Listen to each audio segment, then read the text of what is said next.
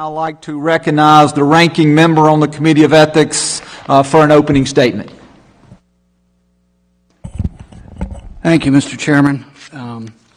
As the Chairman noted, we are here to consider allegations concerning Representative Cherfilus-McCormick. The Ethics Committee has a solemn duty under our constitutional authority to enforce standards of conduct in the House of Representatives, to investigate claims of member misconduct, and deliver accountability where appropriate. It is a responsibility we all take extremely seriously, without regard to partisanship or bias of any sort, and without the presumption of guilt before innocence. As we begin today, I want to reiterate that the process is not adversarial in the traditional sense.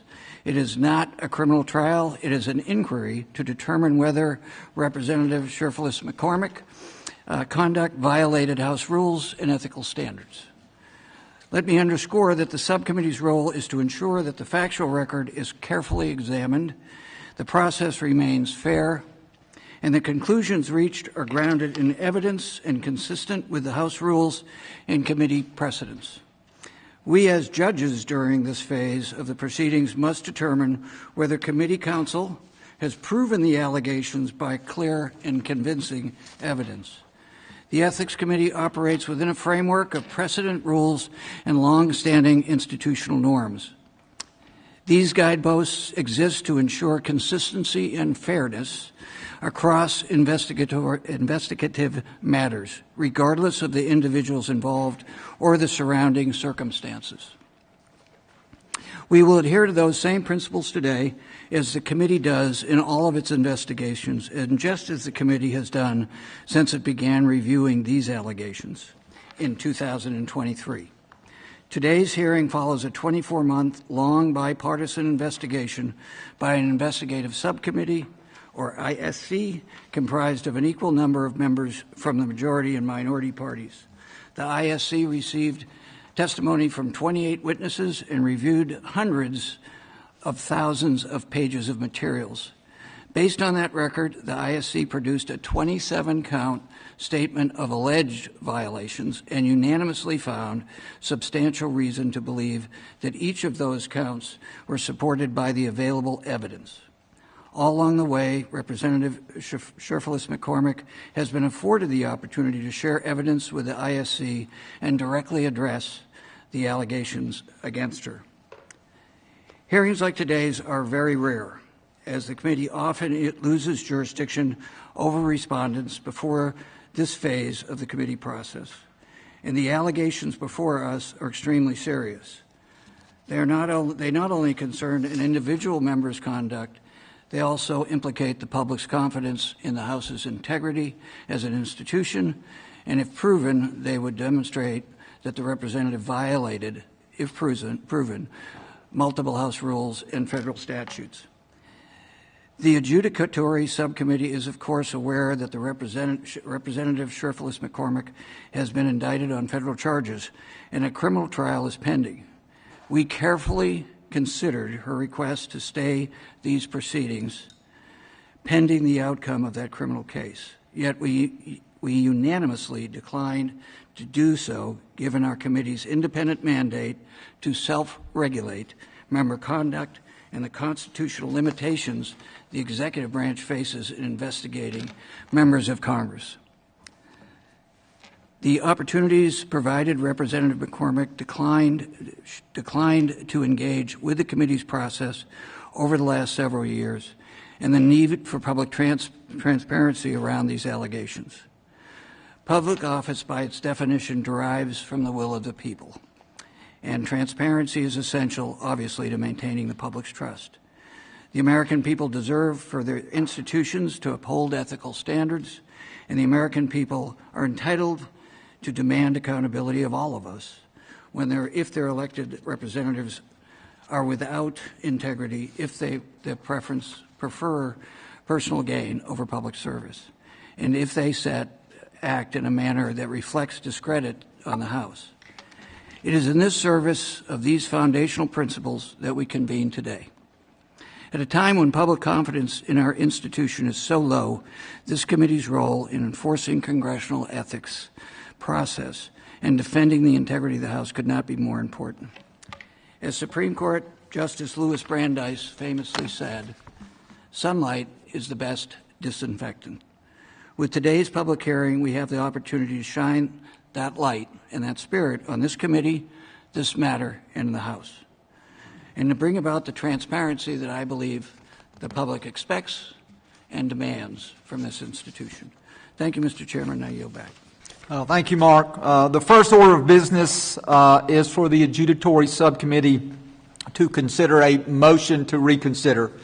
That motion to reconsider involves previous rulings that the adjudicatory subcommittee made last week.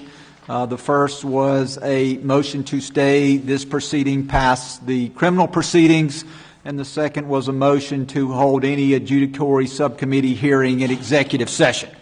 After rulings by this body, there has been a motion to reconsider that has been filed by the respondent. That was filed by the respondent by her counsel, Mr. William Barzee. Ms. Barzee, this is your motion, and so at this time we will turn it over to you to make argument on your motion to reconsider. Thank you very much.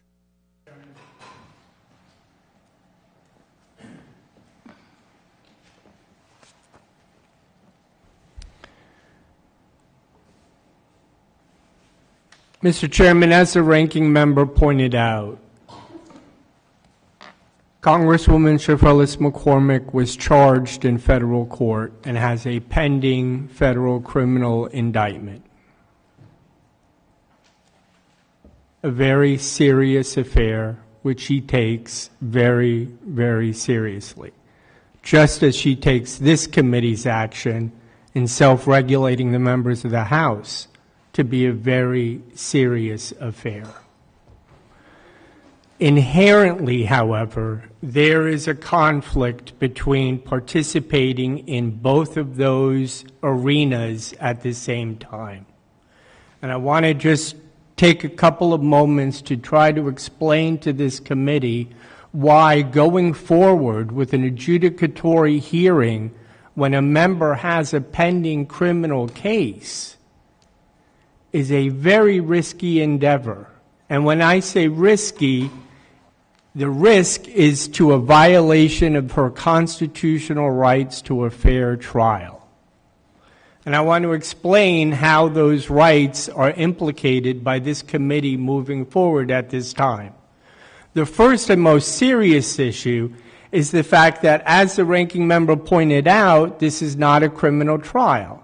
And as such, it's going to have different standards of proof are going to be involved, different rules of evidence are going to be involved, and a different decision-making apparatus is going to be involved.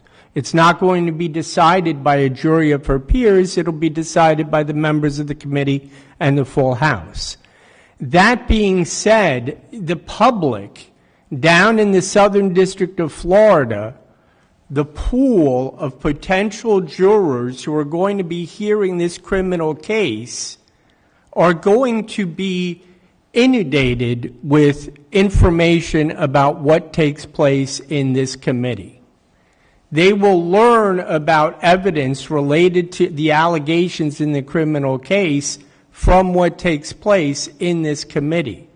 Now, not all of that evidence may be admissible in a criminal case in federal court.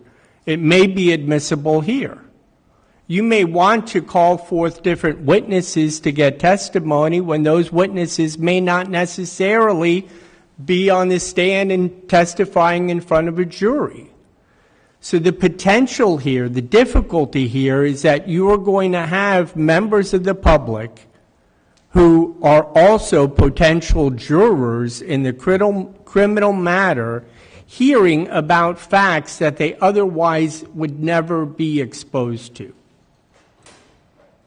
And those potential jurors can end up on her jury and can include those facts in their decision-making in an inappropriate way. That's a major, major risk. The other The other risk that the committee should consider is the fact that whatever this committee decides, if you decide that there was a violation of one of the rules, for example, no one on this committee has any control over how the press reports that. And the danger here is in today's society, without pointing fingers or blaming one side or the other, everything has become weaponized, including the press. And you are going to see press reports indicating that the Congresswoman has been found guilty of these various allegations that were made against her. Now, how can she possibly go into court and have a fair trial if her jurors have already heard that she was found guilty by the House of Representatives? It's an impossibility. I mean, jurors are human beings. A federal judge can say to a juror, now listen, that was in the House of Representatives and that has nothing to do with this case, and you have to promise me that you'll put that out of your mind. And of course, every juror would immediately say, yes, Your Honor, we promise, we won't consider that. But they're human beings, just like all of us. And if someone covers this, or they read a press report, and they get an impression because of the way the story is told that the Congresswoman has already been convicted by the House, how can she have a fair trial? Any action by the committee is going to violate those rights. And I would suggest to you that those rights are fundamental. They're what makes this country great, the right to a fair trial. And if this committee takes action that violates that rights, then what is the purpose? We don't want to be doing that. We don't want to be doing it to this Congresswoman. We don't want to be doing it to the member next year or 2 years from now or 10 years from now. Which is why it makes sense, if there is a pending criminal case, that this committee should just simply pause. Allow the criminal case to work itself out so that there is no risk of tainting a jury. Now understand, it's not just a situation where potential jurors may read about this in the press. Everything is weaponized today. So they're going to be seeing it on their Facebook reels. They're going to be seeing it on TikTok, on Instagram. It's going to be nonstop. And assuming that it is nonstop, assuming that her political opponents use whatever happens in this committee against her in the campaign, which is fair enough, but imagine the impact it is going to have on potential jurors. You know, trial attorneys have a saying about, and I know that more than one member here has experience in courts, they have a saying about how you can't unring the bell. Once you hit the bell, it's going to reverberate. People are going to continue hearing it. It's going to have an effect. And it doesn't matter that I can ask a federal judge to instruct a jury to disregard everything that they've seen in the past 6 months on Facebook and Instagram and TikTok. It's not going to happen because potential jurors are real humans. And humans really don't have that capacity to simply put something completely out of their mind. It's always going to be there. And if it's always going to be there, then there's always going to be a risk that the Congresswoman is not going to be able to get a fair trial. And that's not a mistake that this committee has to make. This committee can simply allow this to remain in a pending schedule until the criminal case is resolved. The second biggest issue that I see with her rights being violated is her Fifth Amendment right to remain silent and to say to the government, if you're going to accuse me of a crime, come into court and prove it. And by the way, that's exactly what the Congresswoman has done. She is not guilty of these allegations. She's absolutely innocent. She's looking forward to being in criminal court in order to prove her innocence, which I'm confident she's going to be able to do. But she's in between a rock and a hard place right now when the committee says, well, give us all of your files and allow us to cross-examine you about everything that happened.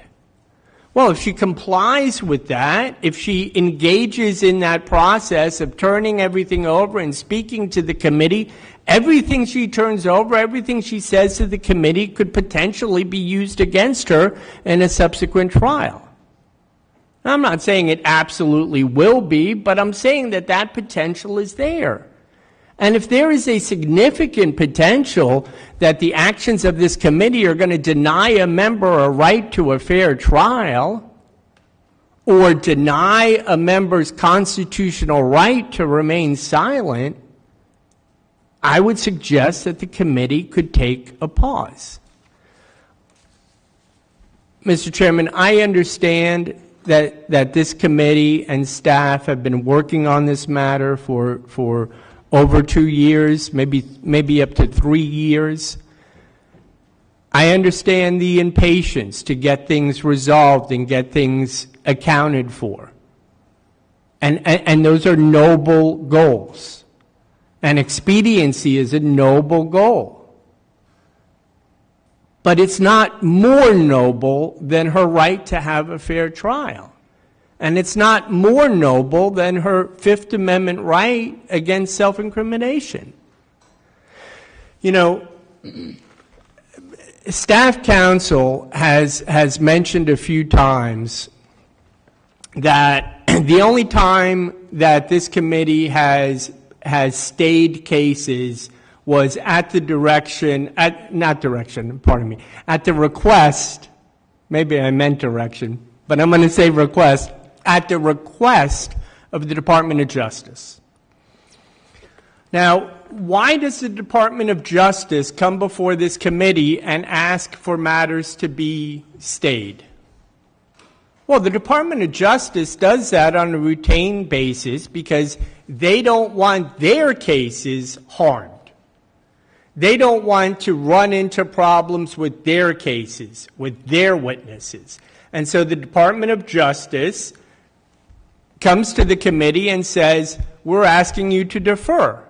And this committee regularly defers when asked to by the Department of Justice.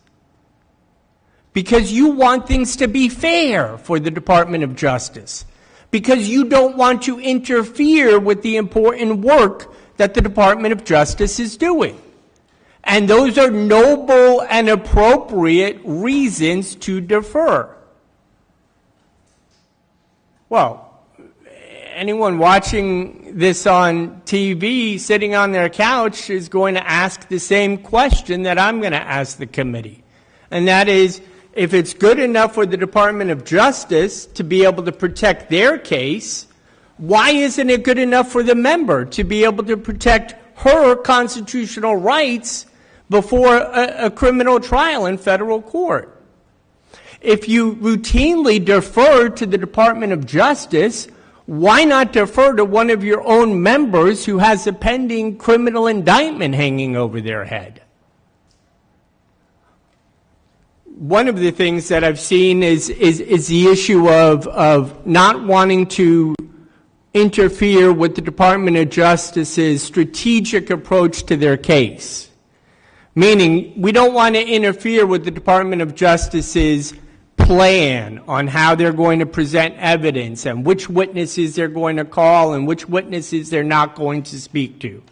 And the Department of Justice doesn't want this committee getting things confused. They want to have full and complete control over everything from beginning to end. And I respect that. I mean, all lawyers are in some way control freaks, right? And so I get it. I get why the Department of Justice wants to shut the committee out so that they can do their job. And there's no problem with that. That's probably an appropriate thing for the Department of Justice to do, and it's an appropriate thing for this committee to accept those requests by the Department of Justice and to pen this. The Department of Justice has never come in front of this committee and asked you to throw a case out because it might interfere with their work. What they do is they say to you, please, House, take a pause. Let us finish our investigation, let us finish our case, and then you can pick up where you left off. That's all we're asking. I'm not asking you to dismiss this because there's a pending criminal case. I'm not coming in here banging on the table and arguing about things like double jeopardy and she should only have to answer to one authority. No, not at all. In fact, the Congresswoman takes the work of this committee very, very seriously, which is why when her former attorneys withdrew from the case, she scrambled to get somebody on board to represent her before this committee as quickly as she possibly could. The staff has been working on this case, as you know, for 2.5, 3 years, I think. I've had the case for, 2.5, 3 weeks? And I'm at a position now where I'm supposed to stand up and represent a duly elected member of Congress before this body without really knowing what's in the file. Because 2.5, 3 weeks is simply not enough time in order to review all of the work that's been done on this case. Hundreds of thousands of documents, lots of different witnesses. This committee knows that there was a date a while ago for us to respond to the motion for summary judgment, and we were not able to file a response. That wasn't because the Congresswoman is somehow disrespecting this committee. It's because she didn't have counsel until 2.5, 3 weeks ago. We want to respond. I want to respond more fully than we have in the most recent filing that we sent to the committee this afternoon. We've already submitted one affidavit from a witness. It's clear that there are factual disputes here on both sides. I'm not going to get into an argument on the summary judgment motion. I'll keep it to just the issue of requesting a stay. But all along, the Congresswoman has wanted to show full respect to this committee and has wanted to cooperate fully with this committee. And on the advice of counsel, because of the pending criminal investigation, she has not been as forthcoming with materials and testimony as the committee would appreciate. And we understand that, and I understand that completely. And those concerns will no longer be at risk once the criminal matter is resolved. You know, this idea of postponing a hearing on summary judgment, for example, because of a pending criminal case is not my idea. I didn't think of that argument. That's a long-standing process, even in federal courts, in civil cases. I have a case here from one of the greatest federal judges in the United States, Judge Hale in Kentucky. And the name of the case is Norman Quartermouse versus Bullitt County Fiscal Court. And it was the same sort of situation where there's a pending criminal case, and I know a few of you probably know the judge from Kentucky. There's a pending criminal case, and the plaintiff is moving for summary judgment. And I just want to quote what the judge said. Because the criminal case prevented the, I'll say, respondent from having an opportunity to develop and discover the evidence he or she would need to support his claims, common sense dictates that the court should defer consideration of the defendant's motion for summary judgment in light of the criminal action.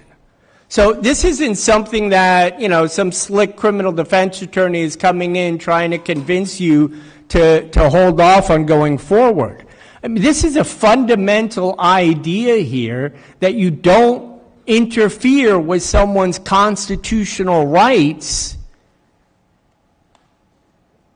if you don't have to. And you don't have to. Granting a request to stay these proceedings until the criminal case resolved in no way diminishes the importance of what this committee is doing.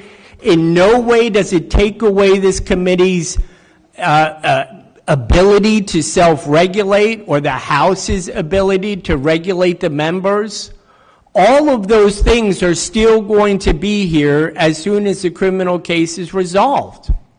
And if this committee were to defer and were to stay the hearing until after the criminal case was resolved, it would be doing so in support of the United States Constitution.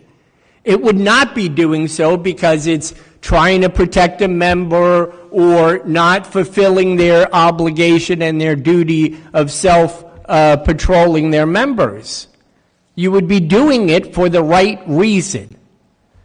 And ultimately, committee, that's why we're asking you to stay this hearing at this time, for those constitutional reasons, as well as for allowing me to have some opportunity to prepare a response for the summary judgment motion, to call witnesses on her behalf, to develop these facts that are absolutely 100% in dispute. Thank you, Mr. Chairman. Thank you, Mr. Barzee. I would now recognize Committee Counsel Ray Ratican to respond to the motion to reconsider. Thank you, Mr. Chairman.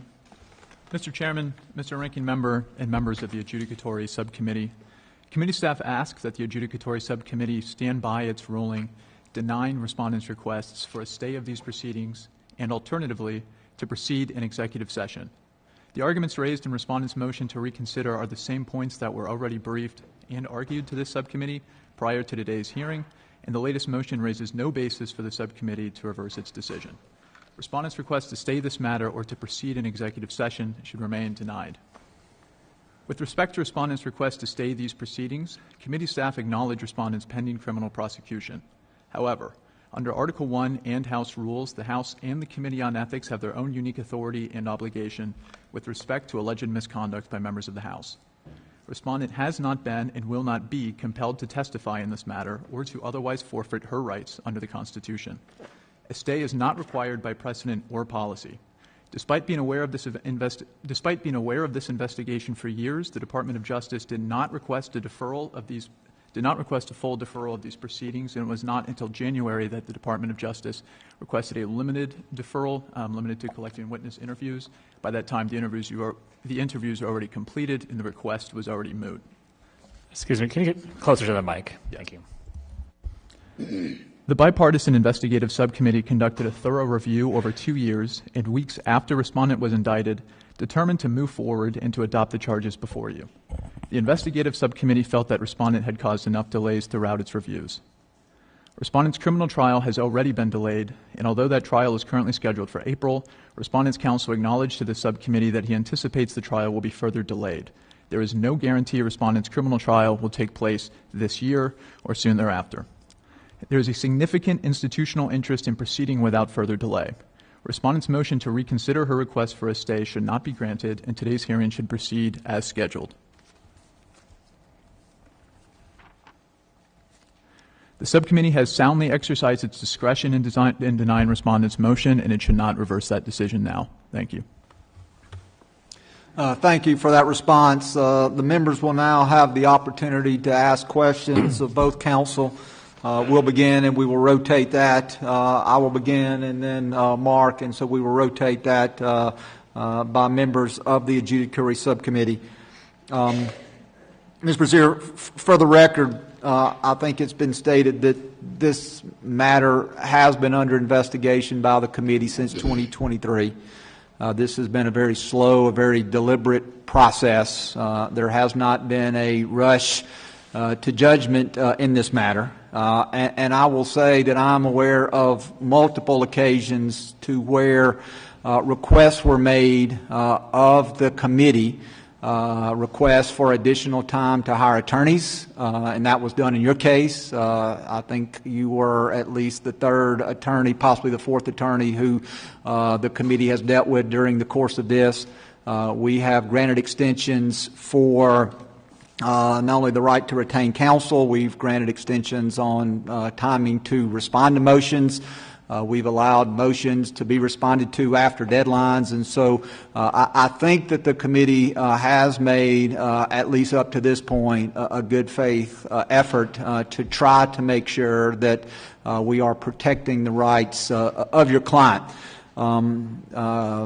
Counsel for the committee did bring up, and I think you stated last week that you intended or expected, let me say that, you expected the criminal matter, which was set next month, to be continued, and there were conversations between you and the U.S. Attorney's Office while nothing had been ruled yet, but you did expect that there would be some continuance. That continuance, I would assume, would probably likely be to summer or fall at the earliest. And then we also made you aware of certain blackout periods that would come into play. And that would then further negate our ability to resolve this matter in a timely fashion. At this point, you've not made a motion for any certain time of continuance. Your motion has been to continue the matter past the criminal action. And so my question to you is, does there exist a circumstance in your mind where the Ethics Committee, not just in this case, but in any case, that we should make a finding if there's a pending criminal case? The Ethics Committee, I think, in the Santos matter, which was the most recent matter in which we had a member that was under federal indictment, in that matter, the committee conducted an investigation. The committee issued a report, and then based on the report, the House then took up a motion to expel, a motion that I sponsored, to expel Mr. Santos based on his conduct that had been found. And so you're right when you argue that we did not go through this. These are additional protections for which your client is receiving that Mr. Santos did not. But my question is, and one for clarity, you're requesting you're not requesting additional time, but you're requesting that this matter be continued past the criminal matter, whenever that may be. And then the second question is, do you believe that there exists a circumstance where a member who was charged with a crime, that this committee should make findings or recommendations until that criminal matter is resolved? So with that, I'll give you the opportunity to answer the question. Thank you, Mr. Chairman. I recognize the good faith efforts that the committee has made up to this point, without question, and I want to acknowledge that. I do want to correct one thing that staff said about the criminal matter. Staff indicated that the criminal trial has already been delayed once, and that's incorrect. It has not been delayed. It is currently set for trial in April. I agree with the chair. It's most likely late summer, early fall, but I'm not the judge, so I don't get to decide that. As far as the question as to whether or not it would be possible to address this prior to the resolution of the criminal trial, I would like to answer that by explaining that there's really two different major difficulties with going forward at this time. One of them are the constitutional concerns that I raised before about a tainted jury and the Fifth Amendment right.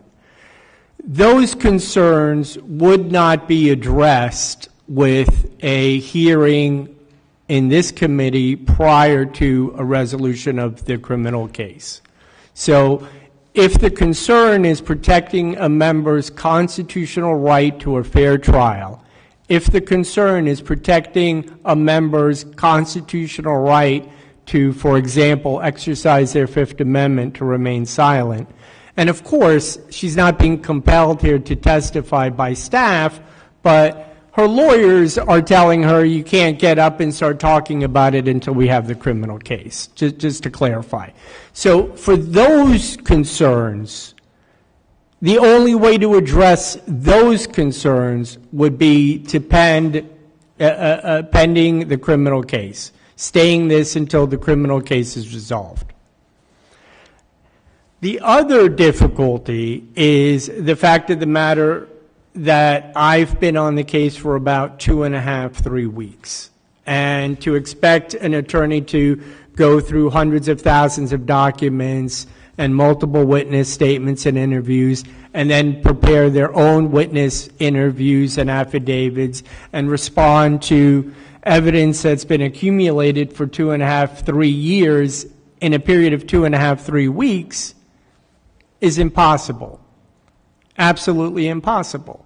So if one of the concerns is that she is or that the member is represented by a competent counsel that's prepared in these hearings, then that concern could be addressed with a delay shorter than staying the matter until the resolution of the criminal case.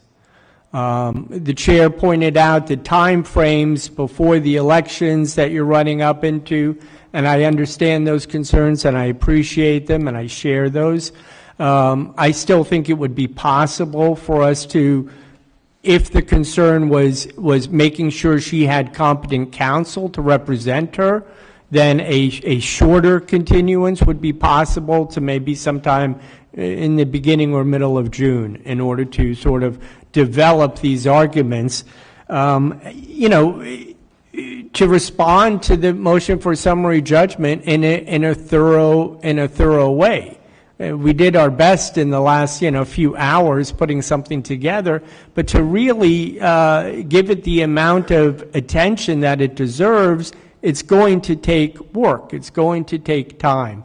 And so something more than 2.5, 3 weeks would give me enough time in order to come before the committee prepared and offer competent counsel to the Congresswoman.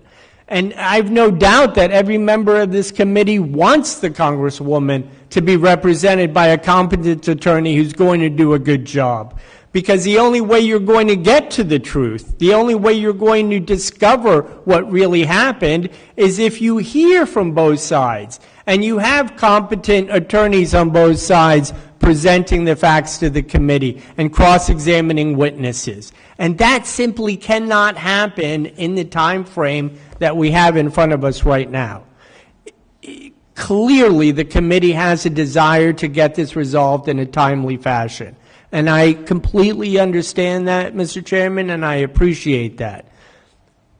Understand, from my point of view, from my perspective, rushing into this, from my perspective, I'm not saying that the committee's rushing, but for me to rush into it, having only had the case for 2.5, 3 weeks, that's dangerous territory. I mean, lawyers really shouldn't be practicing law like that. You don't want a doctor running into a surgery unprepared, not sure exactly where in the brain she's going to operate on.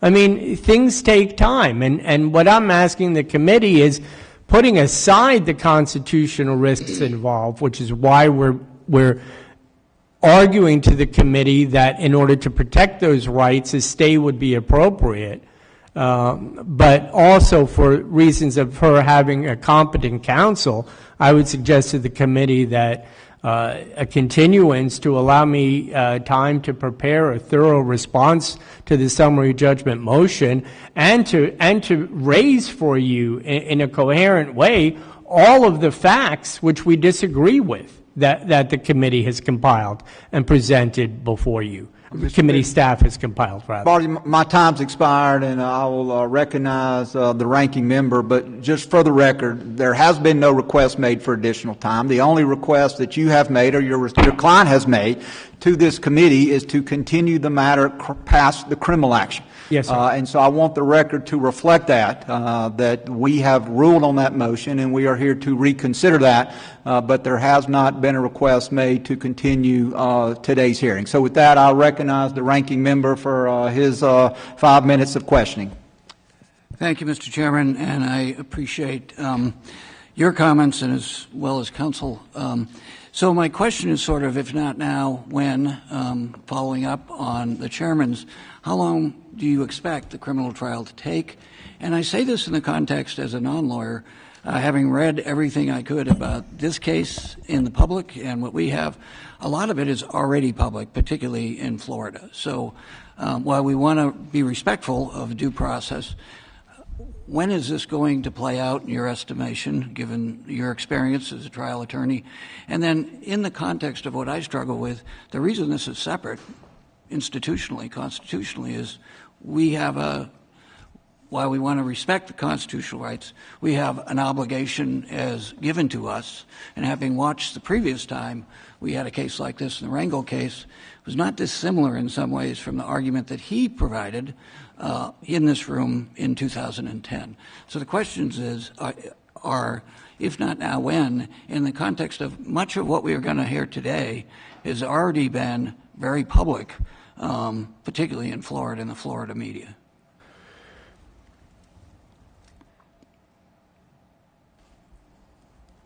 So, actually, there's three questions. There are those two, and put yourself in our position as we are required to do to protect the integrity of this institution, including if we hear the evidence as quickly. I'm reminded of the expression justice denied is justice delayed. We're doing a disservice to our responsibilities in this committee if we don't act with a level of concern about how quickly we adjust or we address the issues of justice, irrespective of what the conclusion is. Sure. Well, I mean, I think the answer to that question is the committee should do everything in its power to get this issue resolved as soon as it possibly can be resolved, while protecting the members' constitutional rights. Right? I mean, that's it. The fact that there have been lots of stories in the press, and I agree with you, there have been lots of stories in the press, there is a tremendous amount that is not in the press. And really, that's what my concern is. For example, there's at least 12 different witnesses, I think, that have been interviewed. A handful have been given depositions, interviewed by staff, lots of different statements being made. All of those things have not made it into the press. They may. It's all public record, and they have the opportunity to do it. But I'm talking about in the real world, in real life, and the real world and real life is going to be what appears on Facebook and what gets onto TikTok and what is weaponized. And the risk here is the weaponization of the work of the committee being directed at the Congresswoman for political reasons, all of which, you know, arguably is fair game in politics, right? Like, it's a contact sport, and I get it, and all of that is fair. But it's not okay if it violates her constitutional right to a trial. And we can expect that all of that is going to take place. So if the question is, well, if not now, when? My answer to the committee is as soon as possible. As soon as possible, without interfering with the member's constitutional right to a fair trial. So, go ahead, I'm sorry. So if the trial just continues, you've done this a long time, would you have some kind of reasonable prediction as to when there would be an appropriate time, other than, from a chronological standpoint, other than when it ends? Because you could be a party of continuing it as well. Right. So if I understand the question correctly, I think that the trial is likely to begin maybe the end of the summer or early fall, as the chairman said. I think the trial itself is probably expected to last a couple of weeks, would be my guess.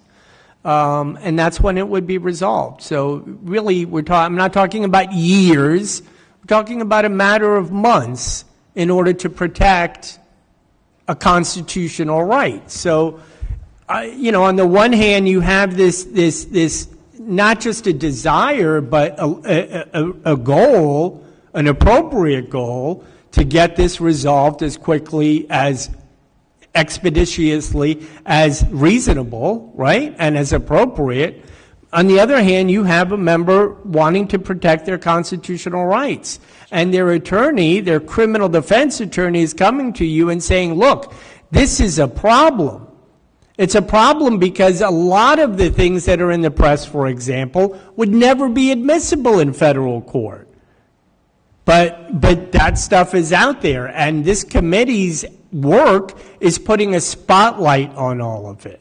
Yeah, it's out there in the public arena. I agree, Ranking Member, but not the way it will be if this committee starts issuing rulings and making decisions on things like summary judgment motions. Then it's a whole different ballgame. So, I think at the end of the day, we're talking about asking you to stay this for a matter of months. And I understand the desire to get it completed. But let me ask the members of the committee, do you go through all of this angst when the Department of Justice asks for a deferral? Because it seems to me that when the Department of Justice walks in here and says, don't talk to any more witnesses, staff immediately agrees. Or when the Department of Justice walks in and says, we're going to stay this, we want you to stay this matter until our criminal case is resolved, the committee immediately agrees. I'm not saying if it's right or wrong, I'm just saying that's what happens. And if we give such deference to the Department of Justice, why aren't you giving the same deference to a member of Congress? The executive is not a more powerful branch of this government than the House. They're co-equal branches. And I would respectfully suggest that if we're going to allow the Department of Justice to decide when these hearings take place, well then we should be concerned about the committee member as well. Basic fairness. I just conclude, from my perspective, that's a mischaracterization. We don't let the Department of Justice to decide, and that's what you're arguing, as I hear it. That's the precedent, and there's a reason for that. I yield back. The ranking member yields back. Ashley, any questions? Glenn, any questions? Yes. You're recognized.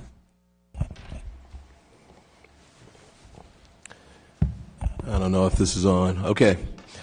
Okay, Mr. Barzee, a couple questions for you. When we were talking about this, I guess it was last week, and you talked about needing 6 additional months. Is that a different time frame than what you're talking about today, or was it for a different issue?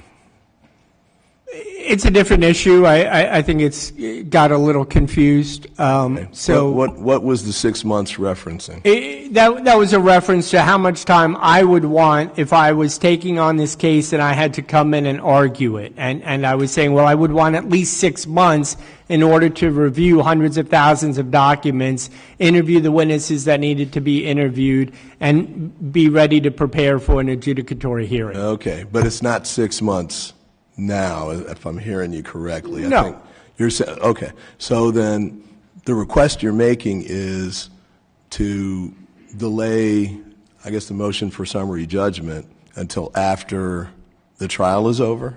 Is that right? Right. Let me give you a hypothetical. Let's say the Yes, judge sets the trial date. Well, actually, before I do that, on when he sets the trial date, have you had additional conversations with the Department of Justice about when a trial date might be set since we last talked? No, sir. No. Okay. So let's say the Department of Justice and you all and the judge agree to say it 6 months. They set it out in,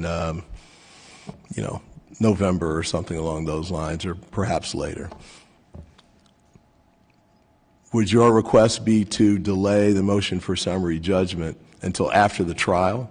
And by the way, the Fifth Amendment right doesn't extinguish with the trial. It would go to sentencing if I read your motion correctly.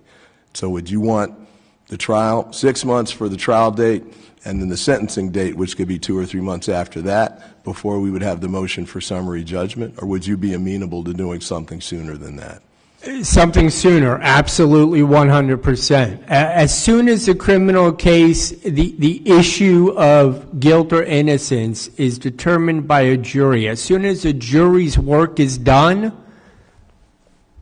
we would be completely 100% ready for the committee. So we're not asking for a delay until sentencing or appeals are extinguished or anything like that. Okay. It's just until the jury's work is done. Okay, because that's what we have to protect. Let me ask the next one before I run out of time. So, no offense to you. We just have a 5-minute clock, that's all. So, with respect to the Fifth Amendment argument, one of the things I would want you to do, if we get to the motion for summary judgment, is to explain where the Fifth Amendment issue would arise. In other words, and I know you raised it, I just had this time to skim through your motion, so you raised it a few times with respect to creating a, issue with respect to dispute with respect to material facts, but I'd want you to tell me how that is. And we don't need her to testify. You want to keep her, I get it. You don't want to put her in a Fifth Amendment exposure scenario. But I would at least want representations about what it is that she would say, or what is that Fifth Amendment issue that would arise. And the other part I'd want to know about that too is whether you can raise it through additional witnesses or documents. You attached some documents here. I haven't had a chance to go through all of them. But I'd want to know why you can't raise some of those issues just for the disputed material fact piece. We're not talking about a full-blown trial. Just for that piece, why can't you tell us that? And then the last part I would ask on this, and actually for committee counsel, why not give them the same deference that arguably we give to the Department of Justice with respect to these kinds of issues? Department of Justice, and we don't always just agree to what they request, but are we giving the same kind of deference to the member here that we would with respect to the Department of Justice under similar kinds of circumstances?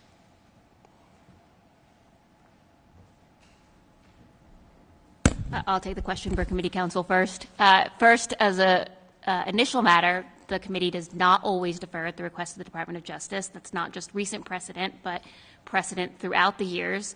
Secondly, as to the question of why not to provide deference to respondents when they seek the committee deferral, the committee has sometimes stepped back, not just at the request of a respondent, but in recognition of the Fifth Amendment concerns when there is a brief, non-dilatory proceeding, like when a member is arrested for drunk driving or something like that.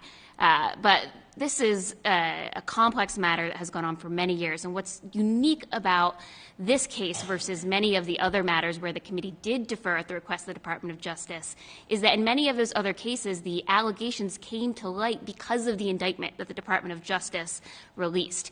But the committee's investigation predates that of the Department of Justice. The committee has a truckload of evidence relating to a sitting member of Congress, and those same TikToks that are inundating the jurors of South Florida are affecting the American public's view of this institution. And so it is a live question now. I've run over, so I yield back. Nathaniel, any questions? Yes, thank you, Mr. Chairman. I've got a couple questions for you, Mr. Barzee. I want to go back to the second question that the chairman posed to you that I don't think you answered. You artfully avoided answering that question, and that is this. Under what circumstances, if any, do you believe this body can move forward with an adjudicatory hearing while there is a pending criminal case? I thought I heard you basically say there is never that circumstance because of your perceived or your argued imposition on the Fifth Amendment right of your client. Is that correct? That is correct. It's not just for the Fifth Amendment right, but it's also because of the risk of tainting a criminal jury. So you would say to this body, anytime there is a criminal proceeding for any individual that has an ethics complaint in Congress, a person that has voluntarily submitted to those ethics rules and this body's jurisdiction, you would say we must hold off pending the resolution by a jury of a criminal case. Is that what you would argue?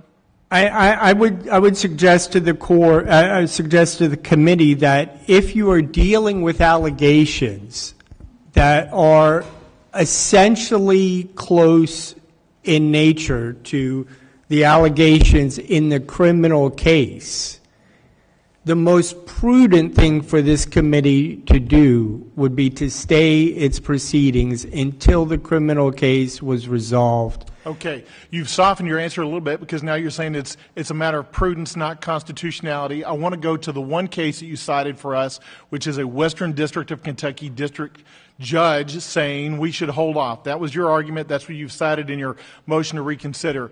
Would you agree, number one, first of all, we're not subject to the jurisdiction of the Western District of Kentucky. That should be plain and easy for everybody to understand, because they are a separate branch of the government. That's right. Number two, there are lots of federal civil cases that we could cite in opposition to say, look, many other judges, and I've been involved in some of those cases, would say, despite the fact you have a pending civil case, under the same factual scenario as a criminal case, we should proceed with the civil case. Would you agree with that fact? Absolutely, 100%. Yes, sir. All right, that's all I need. Yield back. Yields back. Sylvia. Thank you, Mr. Chairman. I don't think this is working. That's working. It's working now? Yeah. Good. Mr. Barcy, I just want to ask you, what has changed since last week that you're asking us to reconsider? I mean, what has changed since the first decision? Why I'm asking the committee to reconsider its previous... What new facts, what has happened, what has changed that you're asking us to reconsider? I'm sorry, can I have one moment, please? Sure.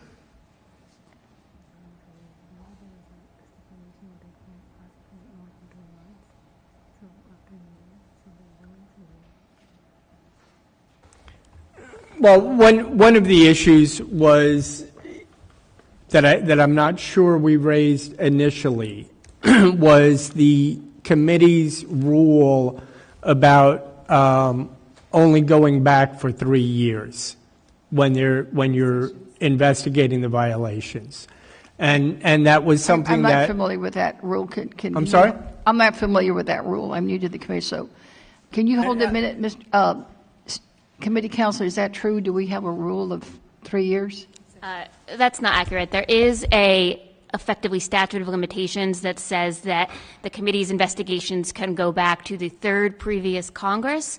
So functionally, that is through 2019, long before any of the conduct at issue here. I don't know why it's relevant to the motion at issue. So how is that relevant, sir? The reason it's relevant is it's the rule is 3 prior Congresses. So I want to make sure that this committee understands that we're not attempting to run out the clock.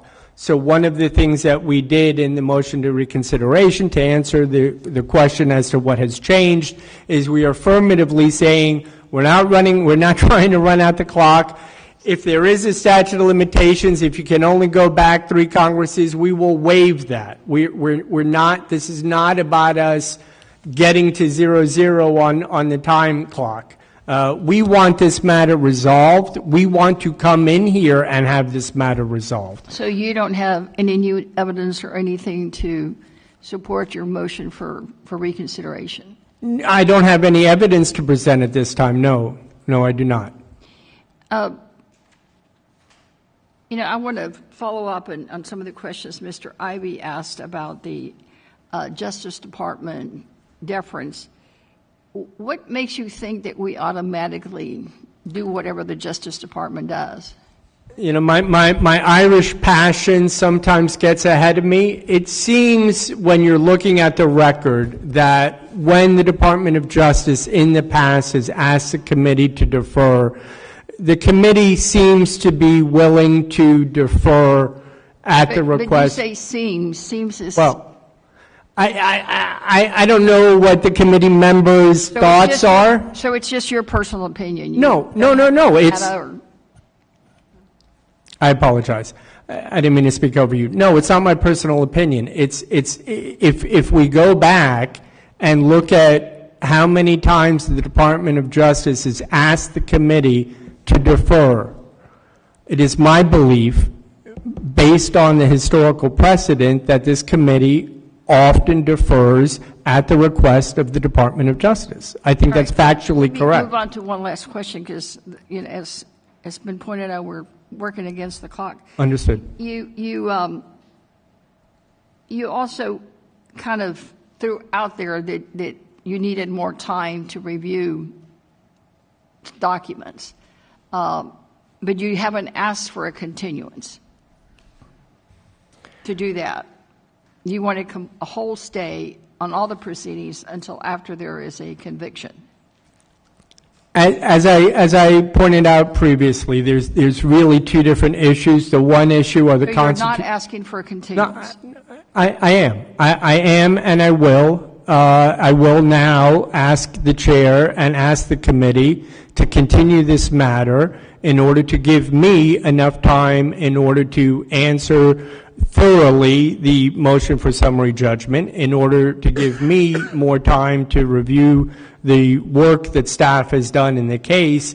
I have been representing this Congresswoman for 2.5, 3 weeks. And I would pray that everyone on this committee, God forbid anyone ever needs a lawyer, you want your lawyer to be prepared. You don't want them doing it off the cuff. Well, we want you to be prepared, but we don't want to face a new lawyer every time we have a hearing asking for a continuance because they need time to prepare. And I believe this is, the third lawyer or the fifth lawyer? Fourth lawyer? Understood. And it's a very, very valid concern, and I get it. So how much time are you asking for, sir? 30 days, 60 days? For the beginning of June, I would request. How long is that? That was 60 days, roughly. 60 days? Yeah. Yeah. I'm saying the beginning of June only because I'm aware of your procedures about having hearings within a certain number of days of an election, and I believe our window closes. Are you the lawyer in the criminal matter also? Yes, that's how I became involved. Okay. Thank you. I yield back. Brad, any questions? Just briefly, I want to talk about, you've stated fairly authoritatively about how this would violate your client's constitutional rights, but that's a fairly broad statement in numerous respects. Would you not agree? Absolutely. 100%. If we proceed in this and we deny your motion, that is not at all a denial of her constitutional rights. That's your opinion, but that's not at all established in precedent by any means. I mean, we're not in a court of law. We're not dealing in a criminal matter. We are a body that's unique unto itself. We're dealing with rules. We're not dealing with any type of criminal adjudication. So I want to just push back on that a little bit, that we are not violating her constitutional rights if we deny your motion to continue this. I would agree 100% with the member. And that's really what I am saying is the actions of the committee will result in a loss of her constitutional rights. I'm not saying that the members of this committee are personally responsible for violating her rights. So should an Article III court preclude this from going on? An Article III court wouldn't have authority to preclude Well, if we violate this. her constitutional rights, that would. You're not violating her constitutional rights. You're exercising your rights, right, for the House. Right. But in exercising those rights to an expeditious hearing, you are putting her constitutional rights in jeopardy. So I disagree with you fully. Okay. I mean, if that were the case, an Article III court whose duty is to protect the constitutional rights would have the right to stop this proceeding. And I disagree that forcing us to go forward under a rule, not a law, under a different evidentiary standard, not proof beyond a reasonable doubt, that her rights are not violated. I appreciate your opinion. I disagree with it completely, and I'm not saying that you are the one who is violating. This committee would if we decide to go forward. Well, let me reframe it. What I am saying is the actions of this committee will result in a loss of her constitutional rights because it will be impossible for her to have an impartial jury if Well, that's what I want to talk to everything you that about. happens here, That's the second part I want to talk to you about. You would stipulate there are criminal trials that have received far more coverage, far more attention, far more slanted receipt from the public than this if she were to go to trial, correct? not when a committee of the House, You wouldn't stipulate that? not in cases where a committee of the House of Representatives declares guilt or innocence. This isn't about pretrial publicity. Talking This about is rules, not crime, but it's your testimony or your argument that if we go forward, that will be the most prejudiced of any jury trial in a criminal context. What I'm saying is if you go forward, any decision that this committee makes, for example, this committee says we find you in violation Of rules. of rules. Correct. I know that the member is a lawyer. I know that the member worked in the prosecutor's office. I get it. And I saw defense lawyers every trial advocate for limiting instructions, motions in limine, motions to exclude evidence. There were cases that had dozens of press releases, interviews, arguments that fit exactly within what you're saying, and it's the job of the court and counsel to ensure that juries only consider what? Evidence presented in the trial, not what we decide here. Is that correct? Most respectfully, they're not robots. We're talking about human I'm just beings. asking, is that correct, though? Yes, everyone tries to give someone a fair trial, and that's what judges are supposed to do, and I appreciate that. But prospective jurors aren't robots. If they hear that she's already been found guilty, how can she have a fair trial? This isn't about pretrial publicity. This is about the House of Representatives passing on the same issues that a prospective juror is going to be deciding. She would be found in violation of the rules of the House, not the law. There is a very real distinction there. And do you think I hope you would submit that in agreement. Absolutely. And do you think the press is going to follow your admonition and say that she was in violation of a rule of the House? Or do you think the press is going to say, Congresswoman guilty? Candidly, that's the job of the defense counsel, to ensure that standard's met. I agree with you, sir. Yes, sir. And I'm doing my best. You are. You're doing a great job. I yield back. Gentleman yields. Suhas. Thank you. Thank you, Mr. Chair. I just want to ask one other question based on something you brought up. You mentioned the tainting of the jury pool. Wouldn't you be able to, through voir dire, be able to sift out any jurors who might be biased from anything they may have seen in the news? Absolutely. I mean, that's one of the safeguards that the member from North Carolina was pointing out. There are safeguards, and I would be able to, theoretically, if the federal judge allowed me to, I would be able to voir dire members of the panel about what they heard. But my point to you is that let's be real. All right, let's not try to say, well, this is a violation of a rule as opposed to a law. Let's talk about what people are going to understand. And yeah, a prospective juror who sees on CNN the banner that she's been found guilty by the House of Representatives, yeah, maybe that juror comes into court and says, yeah, I won't consider that. But it's there. It's on their mind. It can't not be. If I asked everyone in this room right now not to think of a pink elephant, guess what everybody's thinking of right now? Pink elephants.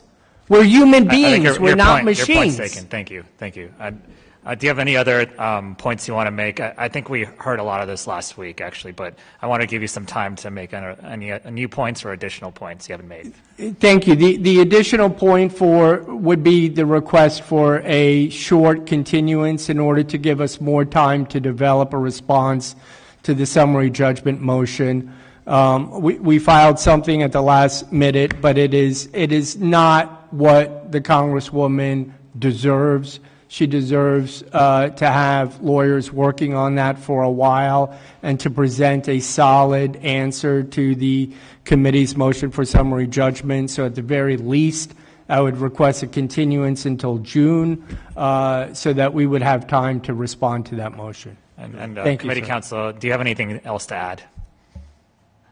I'll just note that with respect to the Fifth Amendment's application here, it is not a settled matter that the Fifth Amendment would bar a parallel proceeding such as this one. There are matters where adverse inferences are drawn in civil proceedings all the time, whether it's a Securities and Exchange Commission matter or a divorce proceeding or anything like that. There are a lot of matters that need to run in parallel to criminal proceedings. What's unique here is that this is a matter that also involves a distinct branch of government with its own mandate. I'll also note that this is not a matter where we are suggesting the committee draw adverse inferences, but that it work with the record it has before it to meet its obligations. I yield back. Thank you. Gentleman yields back. We've had a request for one additional question from Mr. Ivey, and then Ms. Henson wishes to make a statement. So, Glenn, you're recognized. You go ahead. Okay. Thank you to both of you. I want to see if I can tease out where we are with respect to the stay versus continuance. So the stay, I think we've kind of argued past that because of just the length of time and the issues that are raised with respect to the Fifth Amendment challenges and the like. The continuance piece, though, let me ask why do you need additional time? And I want more specific than there's a lot of documents out there and I need time to go through them. What exactly would you like to try and do to address the issue with respect to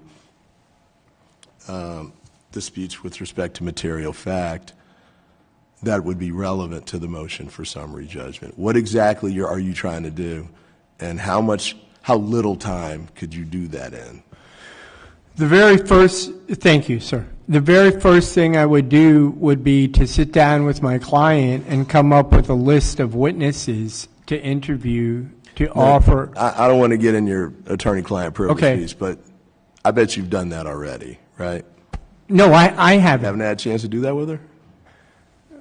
So Okay. I've had the case for 2.5 weeks. We have not arranged for witness interviews. Not witness interviews, but just with respect to talking with her about what time. Okay. No, we've talked, but I need to get people into the office. I need to set up interviews. All right. We need to work on the case. We need to go through the documents and prepare responses. None of that has been done. Not really. All right. We did our best in 2 or 3 hours to put something together, but she deserves a real response to this motion, and in order to do that, it's going to take time. Okay. And then the documents that you did attach to the motion you filed, I think these are the documents you attached.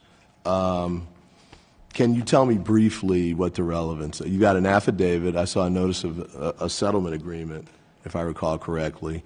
There was a document on there that was too small to read for an old eyes like mine. What are the points that are raised in those documents that would be relevant to the motion to dismiss? To the summary judgment motion. Yeah, I'm sorry. Yeah.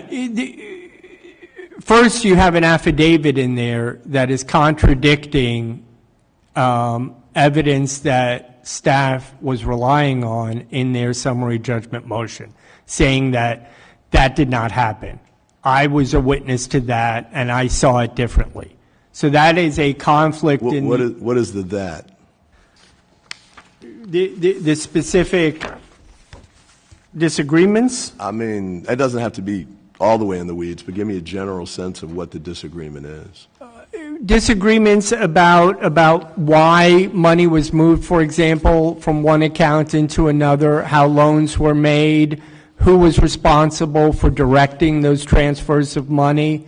You have staff has a witness who's claiming that the Congresswoman purposely put money into an account and then withdrew it in violation of FEC rules and regulations. And my understanding is the witness is going to say that That's not what happened. The congressman never directed that for it to happen that way. It was done by another individual.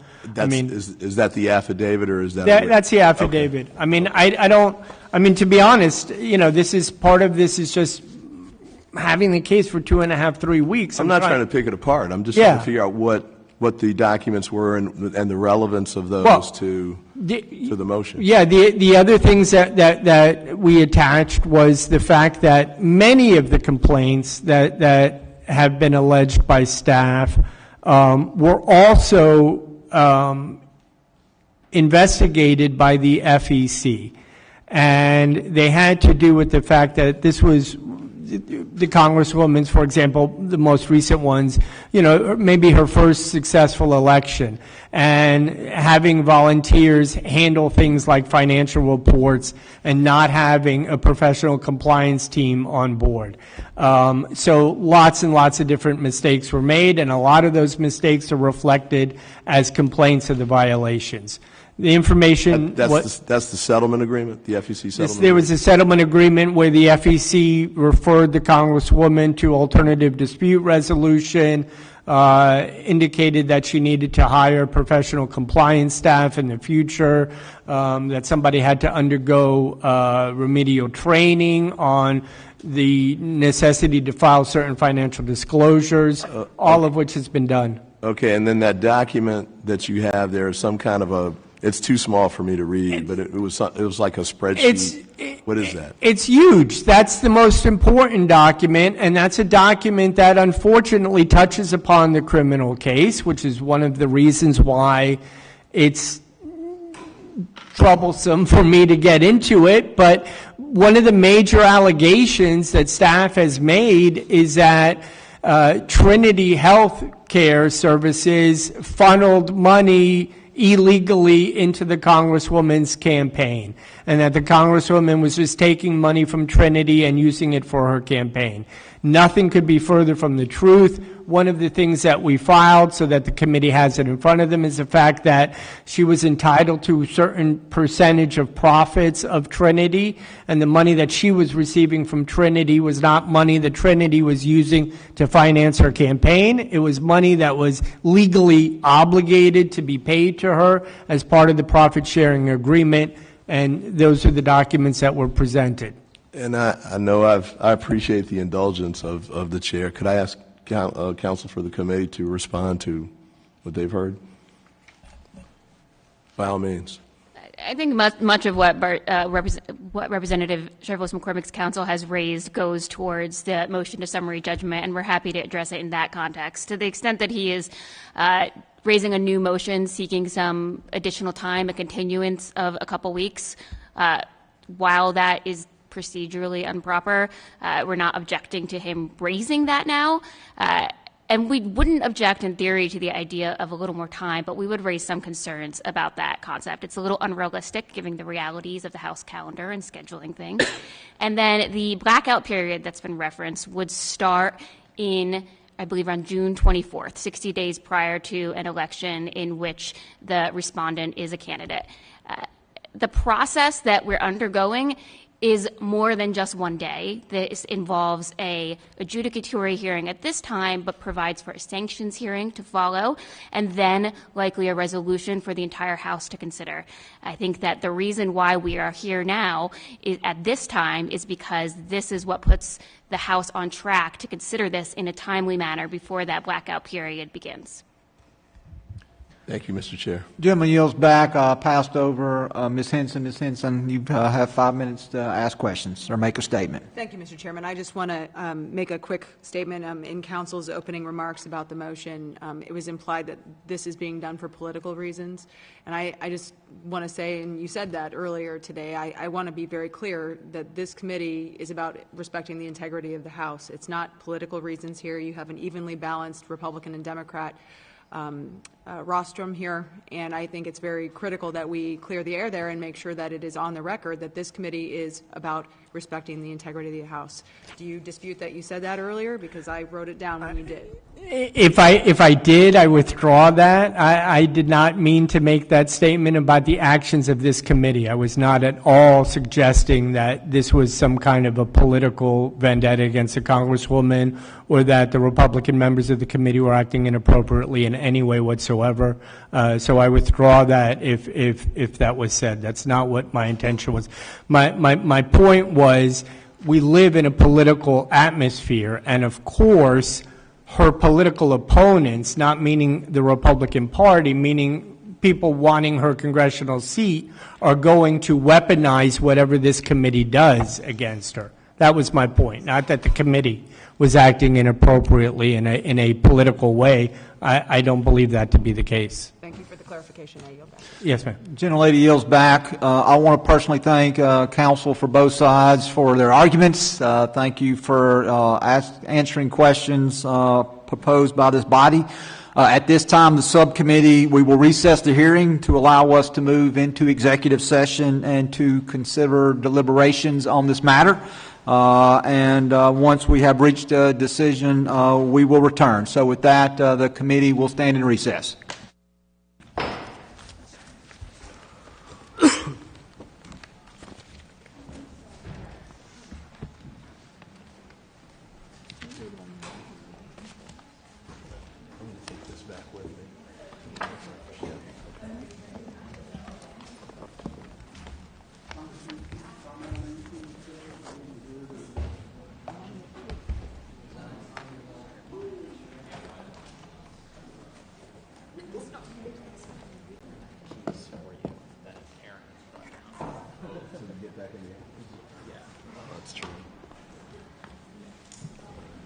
I'm inclined to give him a little time.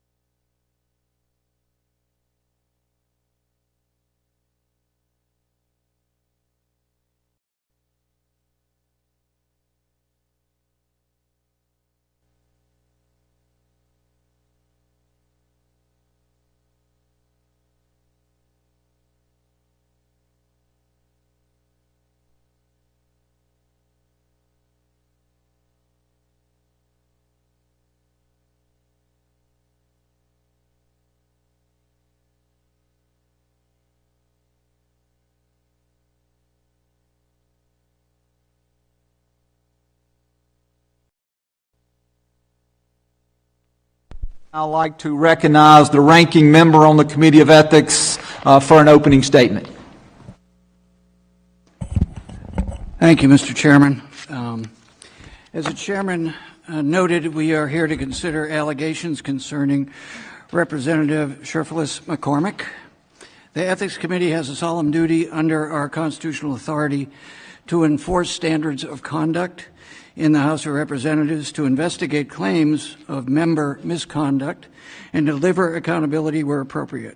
It is a responsibility we all take extremely seriously, without regard to partisanship or bias of any sort, and without the presumption of guilt before innocence. As we begin today, I want to reiterate that the process is not adversarial in the traditional sense. It is not a criminal trial. It is an inquiry to determine whether Representative Cherfilus-McCormick. As we return from our deliberations, it is the decision of the subcommittee that the respondent's motion to reconsider is denied. We will then move forward at this point with the motion for summary judgment. The subcommittee will now hear arguments from committee counsel for summary judgment. Because this is the council's motion, I will recognize committee counsel Sidney Belwer for arguments on the motion for summary judgment. And at the conclusion of those arguments, counsel for the respondent, Mr. Brazier, you will have the opportunity to argue on behalf of your client. So at this time, counsel for the committee, the floor is yours. Thank you. Good evening, Chairman Guest, Ranking Member DeSaulnier, and members of the Adjudicatory Subcommittee. I am Sidney Belwar, Senior Counsel for the Committee on Ethics, and I wanted to take a moment to introduce the other staff who are here with me today: Brittany Pescatore, the Director of Investigations, Jen Seba and Ray Radican, who are co-counsel on this matter, and we are all part of the committee's nonpartisan and professional staff. Committee counsel welcomes this opportunity to make clear that the committee's investigations seek only to find facts, and based on those facts, determine whether there have been violations of any law or ethical standard. The Committee on Ethics is uniquely charged with protecting the integrity of this institution, and speaking on behalf of the investigative staff, we take this duty seriously. At this time, committee counsel would like to introduce the documents Bates stamped ISC 000001 through ISC 016942 into the record under seal. Respondent has had access to these records since at least December 9th, 2025. Mr. Chairman, I'm still having trouble hearing her. My apologies. Committee counsel would also like to be heard on the motion for summary judgment that we noticed on March 6th, 2026. The motion before you argues that the facts relied on by the statement of alleged violations are uncontroverted and supported by the record, and that those facts are sufficient to find each count in the statement of alleged violations has been proven by clear and convincing evidence. The memorandum in support of the motion extensively cites the statement of alleged violations, which itself is supported by the voluminous record in this matter, including bank records, witness testimony, and contemporaneous text messages and emails. Respondent's response to this motion, submitted 30 minutes before the hearing was scheduled to start, argues that motions for summary judgment are not allowed in criminal proceedings. Notwithstanding that this committee is a civil legislative branch body, and the committee counsel submission is not a motion for summary judgment under the Federal Rules of Civil Procedure, Committee Rule 23-0 clearly contemplates this type of motion, essentially a motion to rule on the papers. Rather than putting on a trial with public examination of witnesses, we are here today to outline the information that you already have and answer any of your questions. Going back to 2023, respondent has had every opportunity to provide information about the allegations under review. Over the 2 years of its investigation, the investigative subcommittee conducted 28 witness interviews and reviewed 33,000 documents. The investigative subcommittee carefully considered this evidence that it had compiled in deciding what charges should be brought against respondent in the statement of alleged violations. Sidney, let me interrupt you very briefly. The acoustics in this room are not ideal, and if you would please, I know you're trying, please speak into the microphone. Some of us are having a little bit of a difficulty hearing you. Thank you. Yes, thank you, sir. Respondent received a copy of the draft statement of alleged violations, supporting evidence, and exculpatory evidence prior to the investigative subcommittee's adoption of the charges, and respondent had the opportunity to object to the evidence relied on in the statement of alleged violations, negotiate the facts and counts to be included in the document, or engage in settlement negotiations, but she did not do so. Prior to today's hearing, respondent was again given the opportunity to object to the evidence relied on by the statement of alleged violations. She was also given the opportunity to provide notice of any evidence that she intends to present or witnesses that she intends to call in opposition to the notice motion. Respondent waited until less than an hour prior to this hearing to file a response in disregard of the already extended deadline granted by the adjudicatory subcommittee. Regardless, the submission does not raise any legitimate disputes as to any material facts.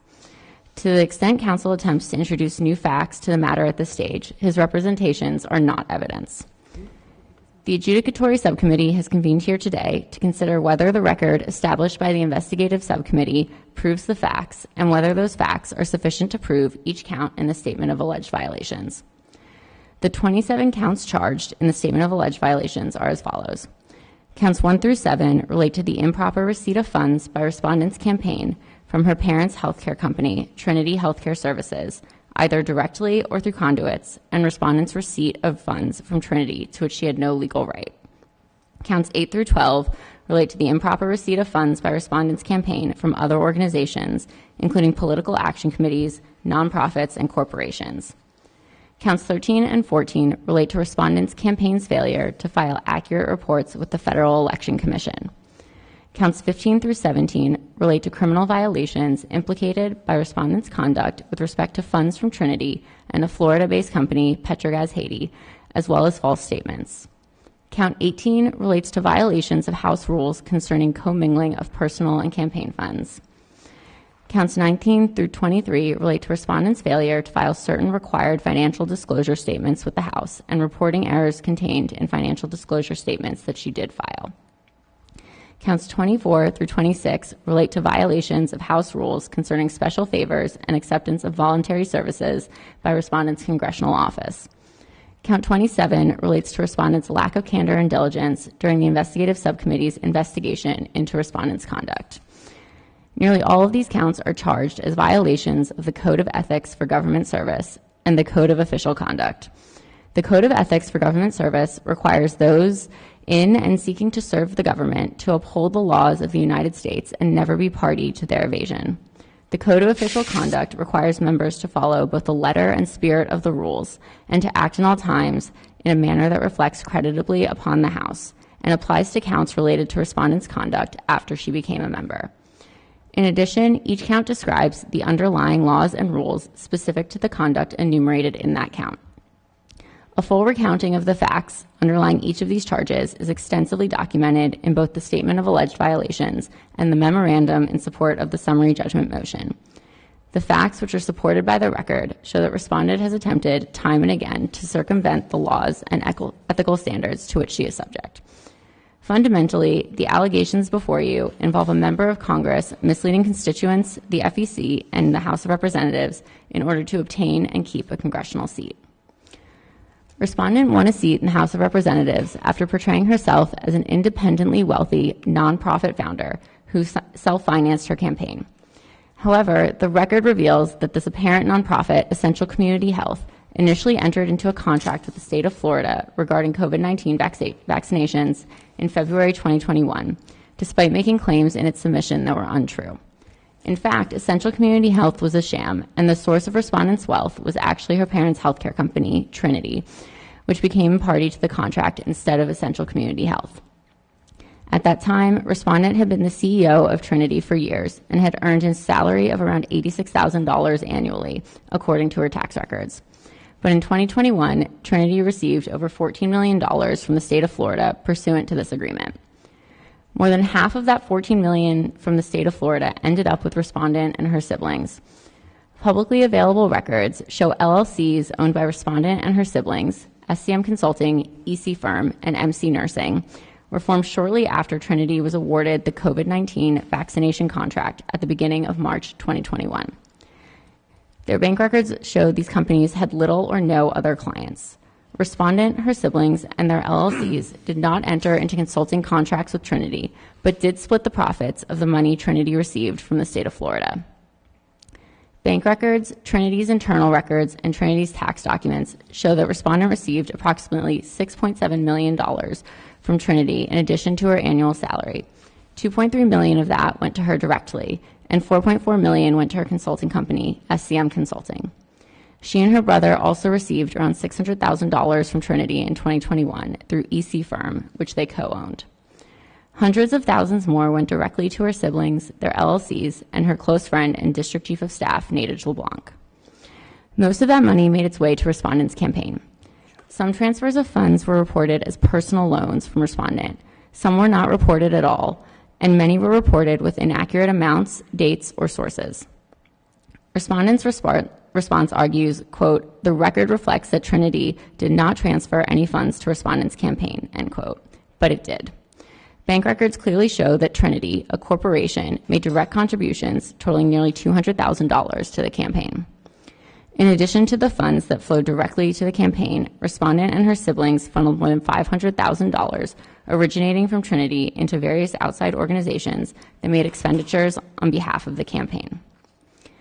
A candidate can donate her own money to her own campaign, but it has to meet the legal definition of personal funds. Respondent was aware of this as early as March 27, 2020, when her campaign advisor explicitly told her. Nonetheless, during Respondent's 2020 campaign, Respondent reported a $50,000 personal loan that she did not actually make. Instead, just before the filing deadline, Respondent received $50,000 from her husband's law firm and put that into her campaign account. Then she paid her husband back with funds from the campaign just after the filing deadline passed. In her successful election to the House, Respondent repeated this scheme on a much larger scale. Bank records show a pattern of Respondent moving money into and out of her campaign accounts just before and after the filing deadlines in the special election, misleading voters about the strength of her campaign. The most egregious example of this scheme is when, on June 23, 2021, Trinity transferred $2 million to the Respondent, who transferred this money to her campaign the next day. Then, shortly after the end of the filing period, on July 2nd, Respondent returned the money to herself, nearly in full. Respondent was also aware that there were limits on who could make contributions and in what amounts. In 2021, individuals could donate a maximum of $2,900 per election. In text messages to her campaign treasurer, Respondent indicated that the contribution limit was why her sister gave money to her friend Nadege LeBlanc to give to the campaign, with Nadege acting as a straw donor to funnel additional funds originating from Trinity into the campaign. These schemes paid off, and after a recount, Respondent won her election by 5 votes. Meanwhile,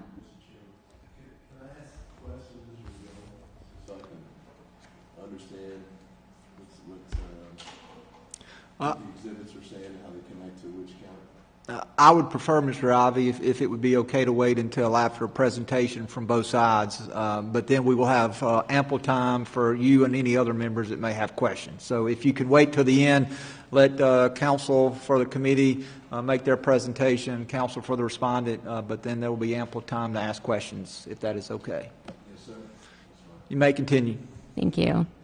Meanwhile, the campaign had also been paying Respondent back for her loans, even though they did not all originate from her personally. Bank records show that Respondent has received at least $2.8 million from the campaign since 2021. Between the transfers of funds for purported personal loans and loan repayments, as well as the numerous other discrepancies apparent in Respondent's campaign bank records, Respondent has made at least 60 filings with the FEC containing false and inaccurate information. After spending much of the funds obtained from Trinity during the special election, Respondent found herself immediately having to run again for the 2022 election. Text messages show that Respondent and her campaign advisors were concerned that she would be outraised in the first quarter by her primary opponent, who she had only narrowly beaten in the special election primary. Bank records and text messages show Respondent again deliberately inflated her campaign committee's cash on hand through making and reporting a large personal loan to the campaign. The campaign reported receiving more than $1 million from Respondent, when in fact, Respondent transferred $400,000 to the campaign, and the campaign did not receive that money until just after the reporting period ended.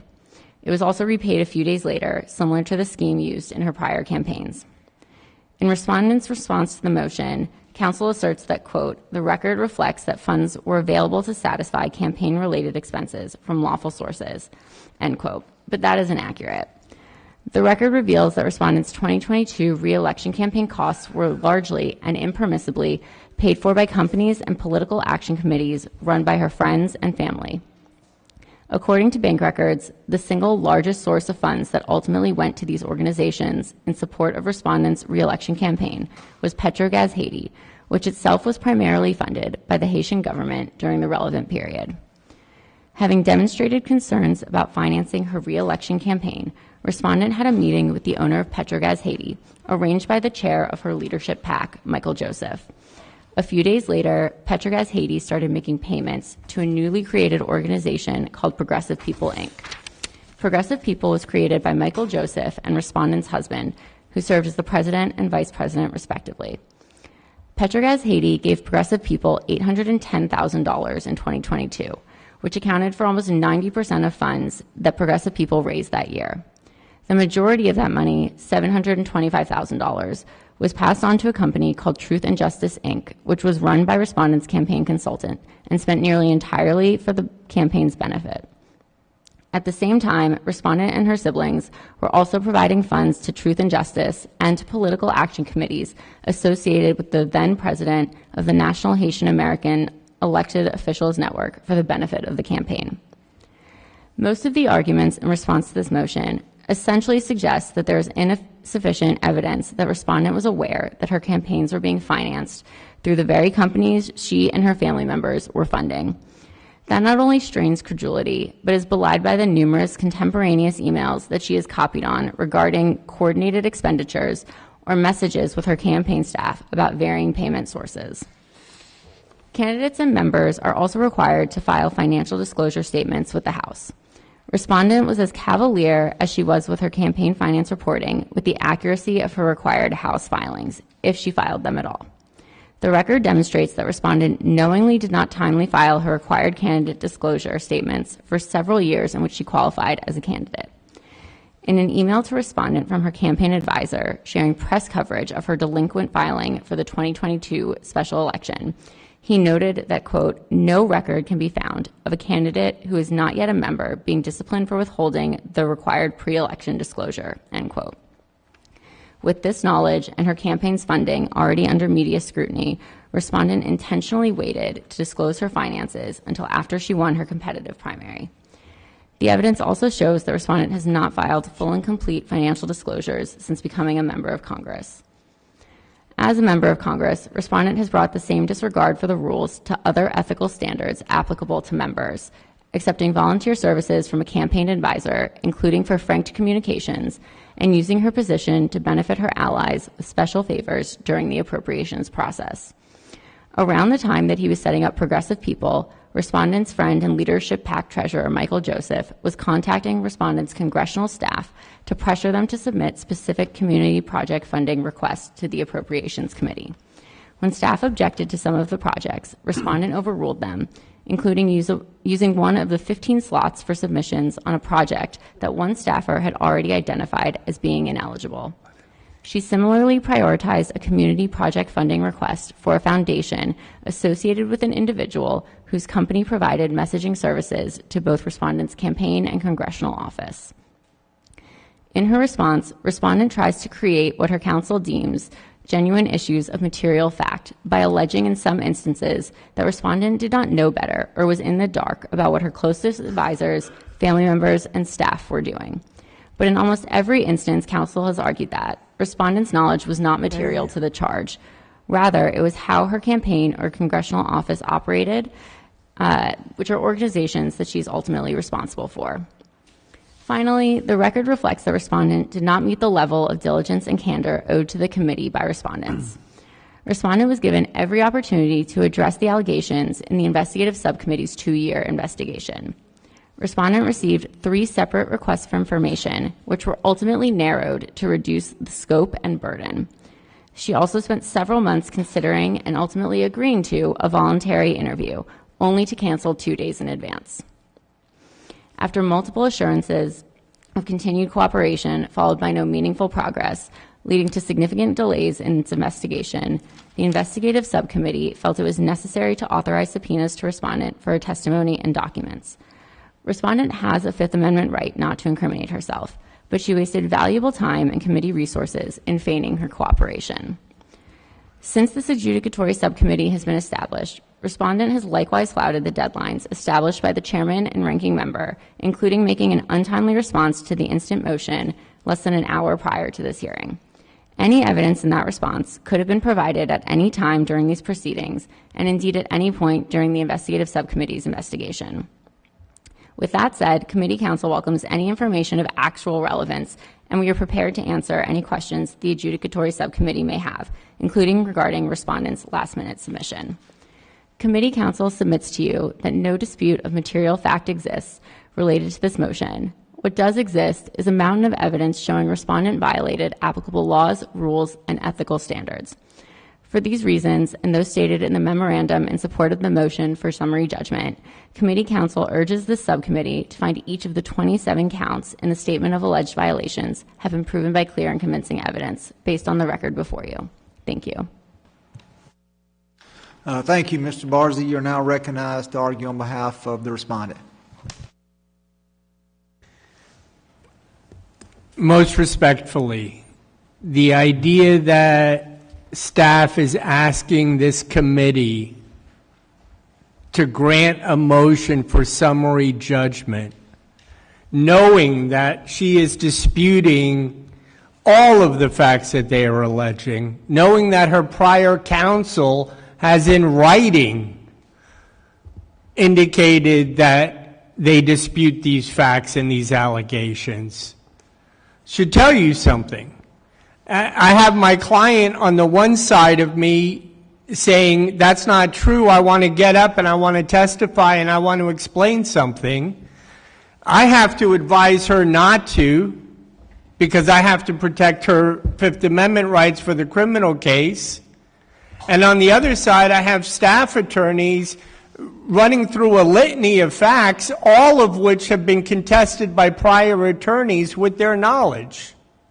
They've denied all of these allegations. They've stated that the Congresswoman is not guilty of these violations. I mean, listen, if the committee is going to take action, at the very least, you have to give us a hearing. You have to allow me to call witnesses on her defense. You have to let me cross-examine witnesses that staff put up. You can't just decide this on the paper and push it aside. I need to be able to see witnesses. She has a right to confront those witnesses. I have to be able to cross-examine people. We do not accept the facts as they are alleged by staff. Now, we've tried to do that in the best way we could at the last second. I'm not going to go through the request for more time, but this is the problem that we're in right now. And what I would suggest to this committee is the idea of just deciding all of these issues on summary judgment without giving me an opportunity to cross-examine witnesses, without giving me an opportunity to put witnesses on the stand, without giving me an opportunity to have enough time with the Congresswoman to discuss who else could be a witness that I'm not even aware of yet. I mean, these are the things that have to happen. This is what, and I understand it's a different branch of government, but this is what Article 3 courts refer to as due process of the law, meaning we don't railroad people and we don't decide things before there is a full hearing, before everyone gets a chance to say something. I'll give you an example. One of the documents we filed, and yes, it was filed late, and I apologize for that, but one of the documents we filed is proof beyond any doubt whatsoever that there was a profit-sharing agreement at Trinity, that she was entitled to every single penny that she received from Trinity, that profit-sharing agreement predated everything that happened in this case, predated the wrong payment that the state of Florida made to Trinity. So this profit-sharing agreement in and of itself is enough to defeat the motion for summary judgment, because it shows you that there are material facts that are in dispute. The Congresswoman does not concede at all the idea that she received money from Trinity, that she was, I think the wording in staff's paperwork is not entitled to. That's an absolute fact in dispute. And I would urge you to allow me to call witnesses that can testify about this profit-sharing agreement, call witnesses that would be able to testify that the Congresswoman was entitled to each and every penny that she received from Trinity. The other factual disputes are set forth in the affidavit that's before the committee already. I mean, this is just scratching the surface, but you can see how obviously the Congresswoman has disputed all of these allegations and all of these facts. This affidavit points out that the Congresswoman had basically no involvement with working out those financial disclosure forms, that other people in the campaign were dealing with that wasn't her responsibility. This is what the affidavit says. I attest there are several matters referenced in the statement of violations that were solely controlled by individual one as opposed to the respondent, and to which the respondent did not have knowledge. So if she didn't have knowledge of something, if she didn't have knowledge that a financial form that was supposed to be filed wasn't filed on time, and the Congresswoman has no knowledge of that, and this is her first rodeo, is this committee really going to just decide that she intentionally violated finance campaign law?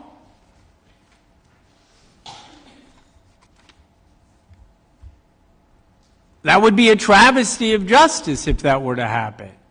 Without calling witnesses, without giving me an opportunity to cross-examine someone, without giving me an opportunity to put a witness on the stand, to take responsibility for some of this.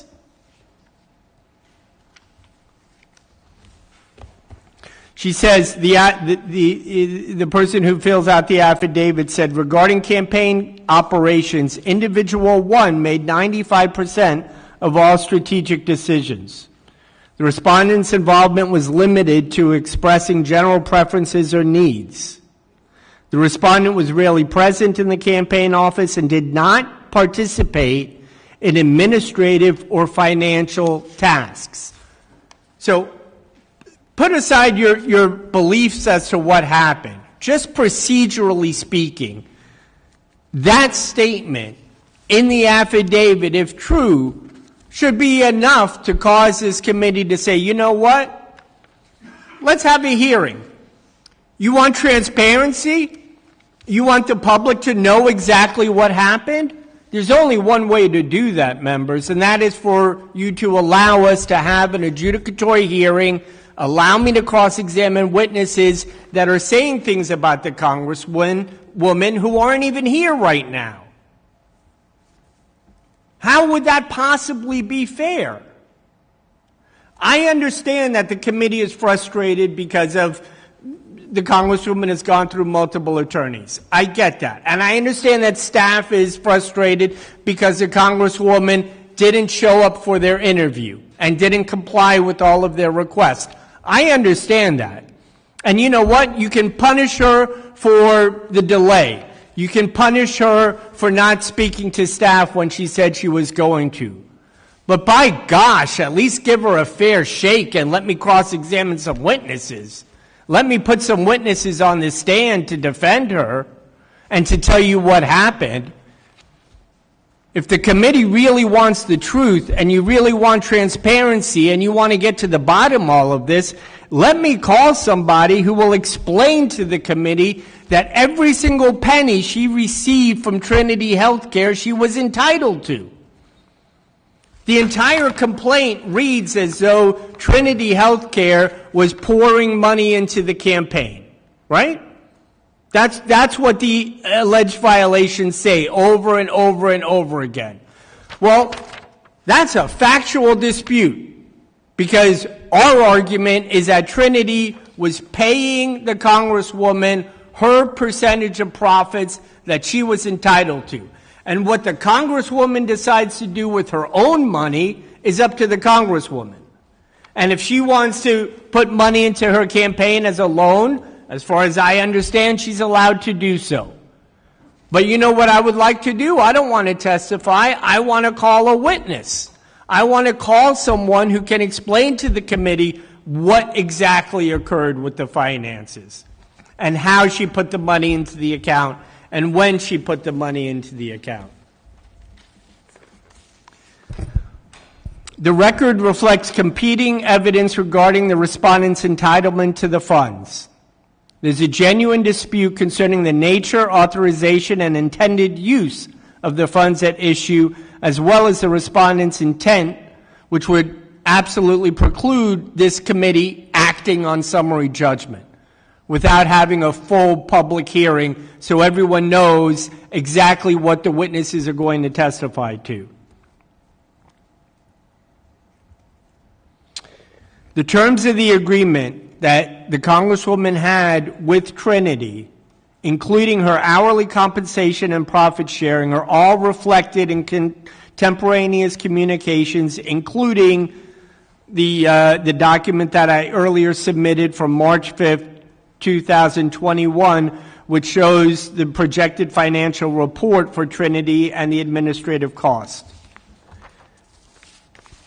The affidavit you have in front of her says that she relegated the authority to fill out all of the financial disclosure forms and do all of the reports to someone else in the campaign. Now, maybe that was a mistake. Maybe she should have been using professional compliance people to do all of her money. I would agree with that 100%. But the question is whether or not her personal acts were in violation of these House rules or reflects poorly on the House. The only thing it reflects poorly on is perhaps her managerial expertise in hiring the people that she hired. Because according to the affidavit in front of you, according to the documents that have been submitted, there are serious disputes as to what happened in this case. And the Congresswoman, by no means, by no stretch of the imagination, agrees with the facts as they have been presented by staff.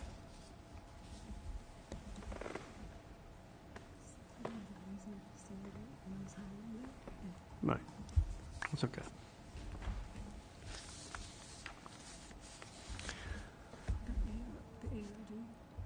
The issues as far as the FEC are concerned that went to the alternative dispute resolution and were resolved by the FEC are another evidence that we disagree with staff as to the facts, as to the level of malfeasance that arises as a result of the poor paperwork and the poor financial reporting that was done by the people that her campaign hired. We acknowledge, and I acknowledge right here that many mistakes were made with her campaign and the way they reported the funds. There's no question about that. But that's as far as the agreement between us on the facts goes. After that, you have a complete disagreement as to what occurred. And in order to get to the bottom of that and make a decision as to who's telling you the truth and what actually happened, there's only one way to do that. And that's having a trial or having a hearing and calling in witnesses and questioning them under oath and giving me an opportunity to cross-examine witnesses that are claiming falsely that the Congresswoman did something wrong. So if the committee is not going to stay these proceedings until the criminal case is resolved, which would give me an opportunity to allow the Congresswoman to address the committee, if you're not going to do that, and you're not going to grant me a continuance in order to respond to the motion for summary judgment, at the very least, now is the time to pause. Now is the time to realize that the community, that the public deserve to be able to hear these witnesses. And the Congresswoman certainly deserves the opportunity for me to be able to cross-examine witnesses that are claiming that she did things improperly when we have the evidence that it's not true. And the funds flowing from Trinity are the most important part of that. Because the funds flowing from Trinity to the consulting business, to the Congresswoman, all worked out ahead of time with a profit-sharing agreement. That's half of the violations are related to that. So you now have evidence in front of you that there was a profit-sharing agreement in place. You have an affidavit in front of you saying that she's not the one who's making the financial decisions. Someone else in the committee is. You have her prior attorneys informing the committee that she disputes the facts as alleged and claims her innocence. So are you really going to deny her the right to defend herself in front of an adjudicatory hearing? Are you really contemplating denying her the right to call witnesses on her own behalf? Are you seriously contemplating the possibility that her lawyer wouldn't be able to question those witnesses under oath to test their veracity, to weigh their credibility? If we want the truth, let's hear the truth. Let's parade the truth for the public so everyone can see what really happened here. Please don't make the mistake of deciding this based on some documents and papers that staff put together rather than having a full hearing and hearing from witnesses and allowing me to defend this woman. Thank you. We'll now move into opportunity for members to ask questions. Mr. Barzee, you are aware of summary judgment. That is a procedure that is regularly used. That is not unique to this courtroom. And we see that happen in courtrooms across this country. And so for you to sit here and make the claim that we, the committee, is trying to trample upon the rights of your client, I take offense to that. For 2 years, and I'm going to defend the process, for 2 years the committee has worked to gather documents. For 2 years we've tried to get documents from your client. Not only have we requested documents, but we have subpoenaed those documents. Those documents were not provided. For 2 years we tried to get a statement from your client, even going to the point of issuing a subpoena. She does not have to talk to us. She can exercise her Fifth Amendment rights just as she did. But for you to allege that all of this information is new, that we've not tried to gather this information for the last 2 years, I find that offensive. And I'm personally offended because I know the work that this committee goes to protect all members and to make sure that we go above and beyond to make sure that there is fairness. And in this motion for summary judgment, you have had the opportunity to call witnesses. You can call witnesses. No one has prevented you from calling witnesses. We've allowed you to enter documents as exhibits to your response to the motion for summary judgment.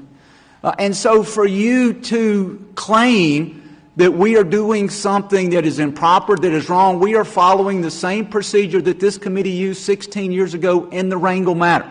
We are following a procedure that we see happen in courtrooms across the country each and every day, where there are disputes as to the facts, but motions for summary judgment are one way short of a trial in which those facts are decided. And that is how the committee is following this process. We are not trying to circumvent your right to call witnesses. We're not trying to prevent you from being able to present documents to this adjudication subcommittee. And you have the opportunity to present documents, which you have. You had the opportunity to submit a response, which the committee accepted late. You have the opportunity, if you wanted to call witnesses. And so for you to make the allegation that we as an investigative subcommittee are trampling upon some sort of rights of your client, I take offense to that. And I just wanted to make the record clear that we, as a committee, for 2 years have looked into this matter. The investigative subcommittee has. That we've been now on their fourth attorney. That every time we talk to attorneys and every time we try to get documents, every time we try to allow them to present us anything that would tend to contradict the facts that the committee has gathered, we've not received that. And so again, for the record, you make a good record that your client just got an attorney, and and you make a record that this is a brand new proceeding, and that all this just happened and just began in January. But that is not what is laid out. The procedural history of this case is laid out in the PowerPoint 3 that was given to us by staff. Now, my question, staff, to you is looking at the PowerPoint, again, that addresses some of the allegations. Specifically, I want to turn your attention to the page 6 of the PowerPoint. Page 6 of the PowerPoint shows the flow of Trinity funds in 2021 and 2022. Now, going back to page 5, we see in 2020 that Ms. McCormick received a salary of $86,000 for her role as CEO of Trinity. Is that correct? Am I reading those documents correct? That's correct. And then in 2021 and into 2022, according to the documents and according to the PowerPoint, it appears to me that if you add the money that went directly to Ms. McCormick and the money that went to the LLC, which she exclusively controlled, which is SCM Consultants. Mr. Chairman? Yes. Can I give the Congresswoman's counsel a copy of this? Yeah, I'm sorry if he does not have it. Yes, please make sure that he has a copy of the PowerPoint, and I apologize. Mr. Brazier, I'm looking at page 6 of the PowerPoint just so that you're aware as to the document that which I'm referring. It appears on page 6 of the PowerPoint that in 2021 and 2022, Ms. McCormick received $6.7 million in compensation. Is that what I understand? That the previous year she received $86,000. In the following 2 years, she received $6.7 million? That's correct.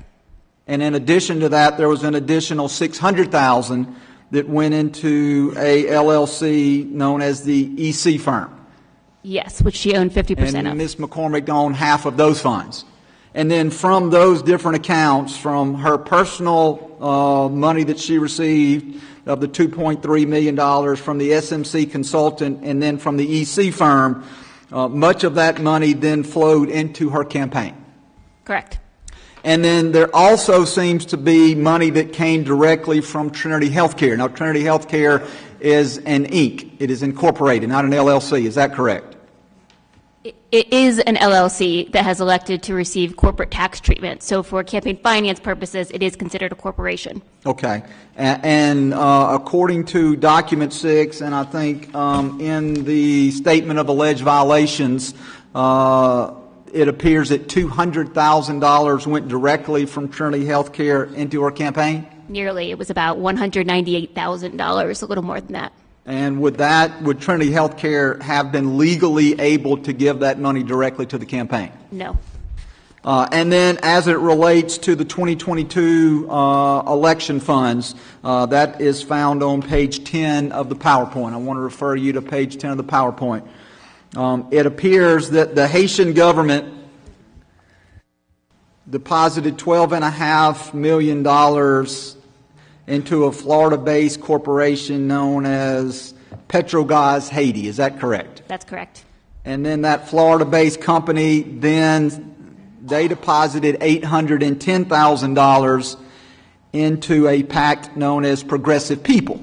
Progressive People was not actually a PAC. It was not registered as one. But yes, Petrogaz Haiti in 2022 transferred $810,000 to an organization called Progressive People, Inc. And that organization, the respondent's husband was responsible, or was, it says here, owned by respondent's husband and leadership PAC chair. Is that correct? That's correct. Those two individuals own the organization and were on the bank records. The husband was the vice president. The other individual was the president. And so then of that $810,000 that progressive people received from Petrogas Haiti, who received the money from Haiti, it then goes into I guess a third account, which is Truth and Justice. That's correct. And Truth and Justice was run by the respondent's campaign consultant. Is that what I understand? That's correct. And then money was paid out of the Truth and Justice campaign to pay vendors. So they went to pay for items that benefited Ms. McCormick's campaign. Is that correct? Yes, that includes invoices explicitly billed to the Congresswoman's campaign that were paid by Truth and Justice.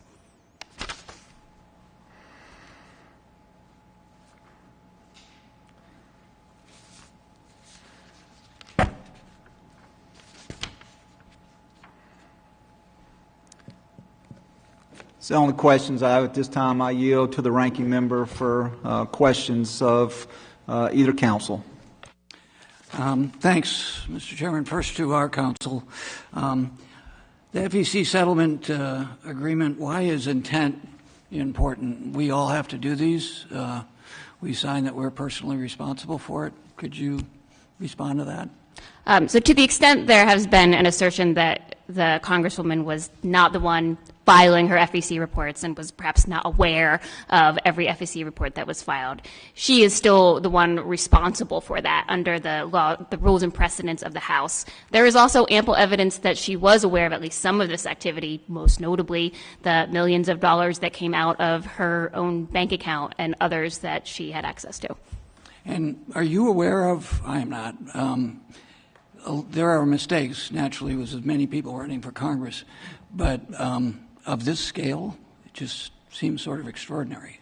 No, I'm not aware of something on this scale. I mean, we have precedent where similar schemes were conducted and they were 10% to 1% of the amount of money involved here. Right. And just personal experience, I think we've all had this with, if we have compliance, and I do, the mistakes when somebody, a friend is their treasurer or something, tries to do this, it's not of this scale, even remotely. My experience. You're not aware of. The amounts that, this is to committee staff, the amounts that Trinity Health Services received from the Florida Department of Emergency Management, these were federal funds, taxpayer funds, granted to the state of Florida to support COVID vaccination registration programs. Correct? That's correct.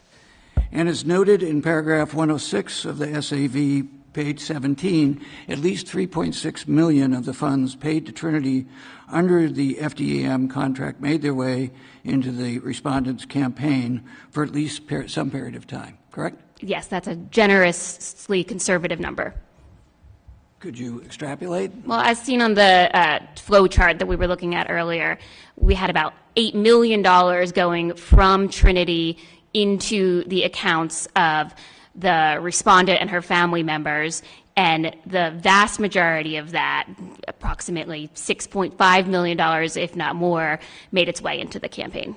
So some of it did make its way back out through repayments to the Congresswoman, which some of which was then put back into the campaign, which is why we went with the conservative number. So as far as admission goes, there was a settlement with the FEC, going back to that? Yeah, so the FEC did issue a reason to believe finding at some point during the campaign relating to some problems on the face of the campaign documents, and there was a settlement recognizing that the kind of typical campaign finance issues that you guys know better than we do, where the cash on hand wasn't adding up, or there were excessive contributions that needed to be reattributed and refunded, and there was a settlement entered into because it was a pretty widespread issues, but the findings of the ISC go far beyond what the FEC looked at. The FEC wasn't looking at her bank records, which bear little resemblance to her FEC reports. In terms of the movement, all of these movements from account to the campaign, clearly they were preceded by a movement that was taxpayer funding. Yes, very quickly proceeded. There would be a large transfer of funds from Trinity to the respondent, and then immediately from respondent to the campaign, if not through one of her siblings or their corporations. I know this isn't completely in front of us, but just as a cash flow thing, as a former small business person. So that money went to services and profit sharing, but then there was a settlement with the Florida Department to repay that. So I think the average person would go, well, if all of this is factual, where is the money now? And there was a settlement to repay. Is that an accurate description? And I'll let you respond to this as well, Mr. Yeah, President. so there was a little more than $14 million paid by the state of Florida to Trinity Healthcare. Some of that was paid to by Trinity to nurses, a few $100 paychecks to administer some vaccines, but more than half of it was paid to the Congresswoman and her friends and family, and of that, the vast majority went into her campaign. Subsequent to that $14.5 million being paid out, it was discovered that at least $5 million of that was an overpayment on an invoice for $50,000 where the decimal point was moved. I understand there has been a settlement between Trinity and the Florida Division of Emergency Management, but that the Congresswoman is not a party to that settlement. I'm not aware of any process in place for her to pay back the money that she received from Trinity. That's enough. Yeah. I'll give you, if the chairman will indulge me, Counsel, you want to respond to my line of questioning? Yes. I think let's just sort of back up a little bit and begin with the understanding that the state of Florida was sending Trinity Healthcare funds. Mm-hmm. And I think that over the time period that we're discussing, they sent approximately $14 million. At some point, the state of Florida said that they had made a mistake and had overpaid $5 million. Let's be clear, there's no suggestion that the Congresswoman did anything inappropriate in order to try to steal the state of Florida's money. They sent it to her, to Trinity rather. And then Trinity did what businesses do when they get a large influx of money, and that's they often pay it out in profit to their owners. And she had a profit-sharing agreement where she receives a certain percentage of the profit. After the monies were all paid out, Trinity entered into an agreement with the state of Florida to pay back the overpayment of the $5 million. Trinity is on the hook for that money because Trinity is the entity that received the money and Trinity is the legal entity that dispersed it. The Congresswoman is not on the hook for that money, Trinity is. Now, Trinity may decide to go to the Congresswoman and try to seek reimbursement for whatever money she received under the profit-sharing agreement, but legally speaking, the overages that were paid to Trinity, that's a contract between Trinity and the state of Florida. Okay. Now,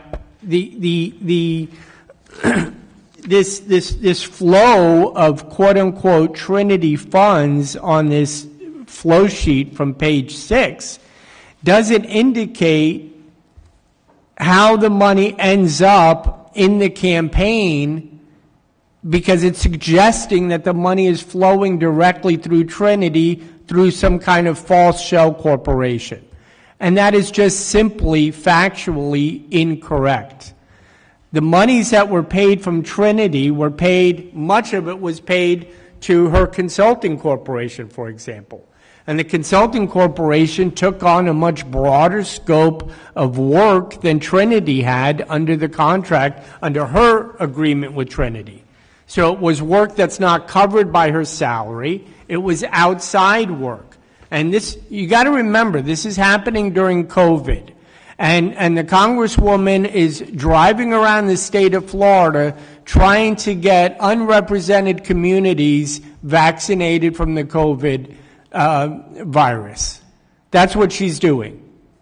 And that work is what the consulting work was doing, and that was what Trinity was paying. I understand, Mr. Chairman, that this committee has a right to decide issues on summary judgment, and I also understand the frustration the committee has with the way the case has evolved, and I acknowledge that. My argument isn't that the committee is doing... Counsel, with all due respect, You've already answered those questions. Okay. I wanted you to have time to respond to my questions, and we've gone over. Thank you. Just follow up with counsel. Do we have a valid profit sharing agreement? I don't know which document counsel is referring to, if it's something that has not yet been provided to the committee. I do know, I am not familiar with any document that appears to even resemble a profit sharing agreement with Trinity Healthcare Services. I do know that in January 2024, your colleagues on the investigative subcommittee, the very first question they asked the Congresswoman was, please provide any profit sharing agreements that you have with Trinity that show that your legal right to these funds, and that we repeatedly followed up with her various counsel to try to obtain those documents, and I'm not aware of any such document. Okay. We filed it yesterday Thank with you, the Mr. committee. Chairman, I yield back. Gentleman yields back. And just for the record, I'm not going to hold members to the 5 minutes. I want to make sure that all members have the opportunity to have their questions answered. So would ask members to be respectful of time, but also want to make sure that we are not cutting members off as they seek to have their questions asked. So at this time, the chair recognizes Ms. Henson. Thank you, Mr. Chairman. I would ask our committee counsel to kind of walk us through the dates of the establishments of these companies that are listed on the flow chart on page 6. Can you explain kind of the dates that those were established and how that money flowed through those, since the defendant's counsel just brought that up, please? Yes, thank you, Congresswoman. So the agreement with Florida Division of Emergency Management was dated March 4th, 2021. On March 12th, 2021, respondent registered SEM Consulting Group, LLC, with the state of Florida. On March 11th, her brother registered EC Firm, LLC, with the state of Florida. And on March 11th as well, her sister registered MC Nursing Journey Consulting Firm, LLC, with the state of Florida. And these are all their initials Yes. tied to these companies. And then those dollars then flowed, as it lays out on this, into the respondent's campaign through various means, correct? Correct. Okay. I'd ask a question specifically about count 26, the CPF-related count. Can you kind of connect the dots on the statement in that says respondent instructed her staff to be proactive only about a CPF request from individual 3 and was more invested personally in this request than other requests? Can you kind of lay out what you're inferring there and how that process unfolded for the CPF request? Yes, so individual 3 is an individual who had a campaign relationship with the Congresswoman and was a personal friend of hers. And was this person a donor to the campaign? Yes. Or? Okay. Yes, in addition to a vendor for the campaign through his for-profit company. But he also had a foundation that had an earmark request for a telehealth tablet program. Unlike other programs that were seeking earmarks from the office, the legislative staffer overseeing that process was explicitly directed to reach out to this individual to make sure he was aware of the process, the appropriations process at issue. And according to that staffer, she was told that it was a priority for the Congresswoman to make sure that this individual understands the process and that they do submit a request. No other recipients of community project funding requests were the subject of such proactive outreach. So as a result of that outreach, and then the project itself was not eligible, is what this document says? No, there's 2 separate charges with respect to the community project funding request. So that individual did indeed receive a appropriation, and it was eligible, and it received $2-point-something million. Another individual who also received special favors in that he provided a list of other companies, not entities he was directly affiliated with, but projects that he wanted the Congresswoman to support for community project funding. His requests were prioritized, and when the staffer running this process noted that one of these isn't even eligible, it's not even in the district, the Congresswoman kept it on the list despite that and told that staffer to apologize to the friend who had provided the list of projects that he wanted. So it took up a slot of the 15, knowing it would not be eligible, correct? Yes. Yes. Mr. Barzee, I know you just said that you submitted the evidence of that profit-sharing agreement yesterday. What date was that profit-sharing agreement entered into?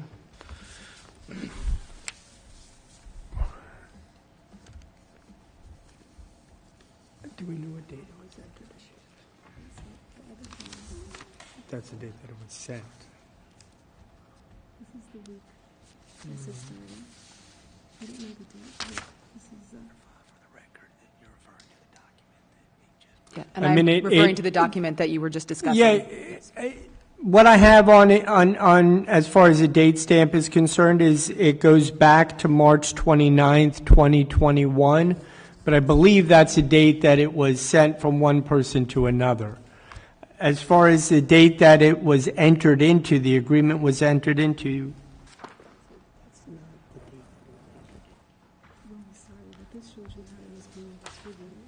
Right. so since Of what year? Mr. Chairman, I don't believe we have that document he keeps referring to. All right, so Is this the document you're referring to, this chart with the hours of service and? it's a document. The document I'm referring to right now is titled a projected financial report, and it was filed along with the summary judgment response. And it indicates that there was a profit-sharing agreement in place as far back as February of 2021. But I don't have the date that it was actually entered into. I can get the committee that date, and I can call a witness to testify about the profit-sharing agreement and how it included work that the Congresswoman was doing separate from what she was contracted to do for Trinity. Does committee counsel have any response to that? You reviewed this document? I'm not familiar with this document. I don't believe we have seen it. We're not aware of a document that meets that description. The inability to identify the date of it makes me question to what extent it is an agreement. It sounds like there aren't necessarily dated signatures on it. To the extent what's being referred to is the projections document with 110% of the profits divvied up between the respondent and her siblings. I don't understand why that would be considered an agreement with Trinity, but regardless, it's immaterial to the question of whether the funds that respondent and her siblings received from Trinity were those that they had legal title to, or whether she intended to funnel that money into her campaign. Okay. Thank you. That's all my questions, Mr. Chairman.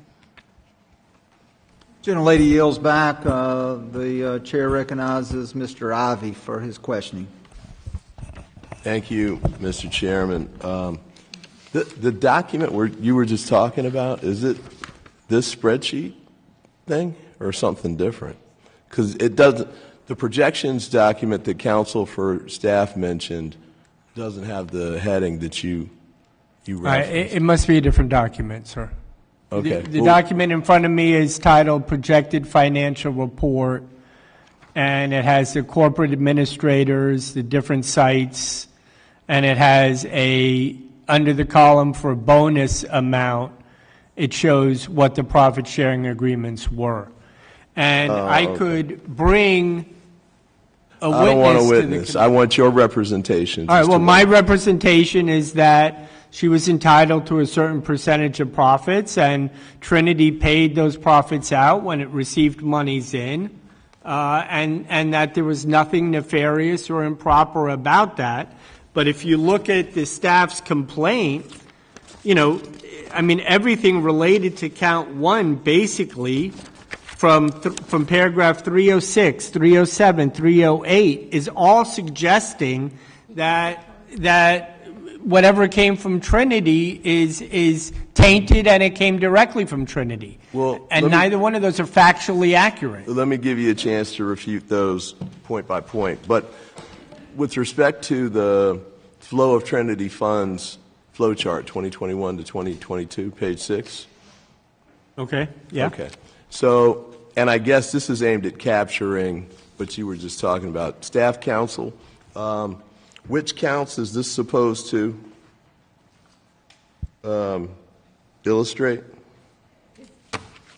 This relates to several of the accounts. To the extent that the issue is the funds that went through Respondent or SCM Consulting, the notion that they're not her personal funds because she did not have legal title goes more towards count 2 and only a small portion of count 1, because as indicated by the flow of funds directly from Trinity, from EC firm, which she only had 50% title to, from her brother and from her sister, those were excessive contributions that could not be made, that were funneled through those individuals into the campaign. Council is mistaken. Okay. It's Does not it all cover through. other counts?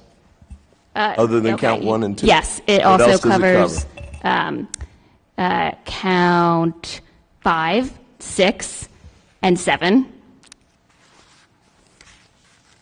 And those are 5, what? 6, and 7. So count 5 charges her with acceptance of improper campaign contributions from her brother, Edwin Cherfilus. Count 6 charges her with acceptance of improper contributions from her sister, Marjorie Cherfilus.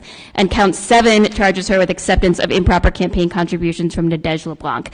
They don't make up the entirety, but yes. Let me go to counsel for the Congresswoman. What do you dispute on those points?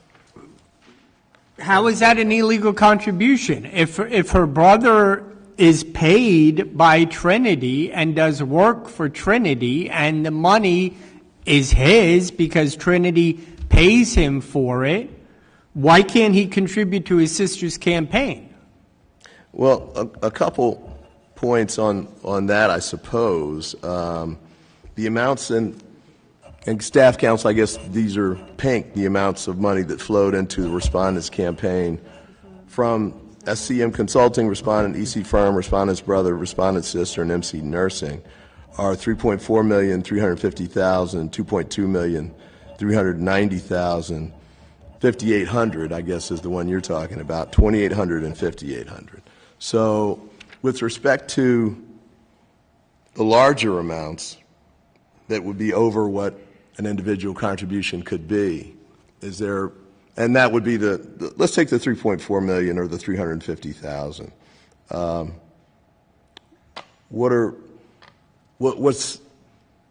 What is your position with respect to why those are appropriate contributions? Or are you disputing whether this is factually happening? No.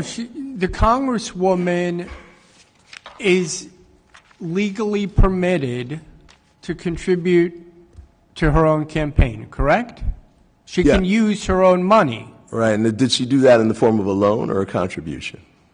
Well, I'm not entirely certain. That's one of the things that we could figure out if I could bring a witness in here to testify as to who was filling out the financial affidavits and those forms. I don't know that they did it correctly, but the intention of the Congresswoman was to loan the campaign monies, and then at some point the campaign apparently returned those loans back to the Congresswoman. Okay. But so, if it's her money, she can loan her own campaign the money. Okay, so the respondent flow is $2.2 million, right? Or are you disputing that? From altogether, you're saying? No. So you see the pink boxes? Oh, yes, I see it. I see it. Okay. Yes, sir. Got it. So that would be the amount that she contributed or loaned to her campaign. Correct. All right. Now, with respect to the $3.4 million, if you go over, and that goes to the box joint account, respondent, and brother, what's your position on that one from a factual standpoint? That's her money. I believe that they owned that account sort of joint and severably, that they both had access to it. But I believe that that's her money as well. Yeah, it's her.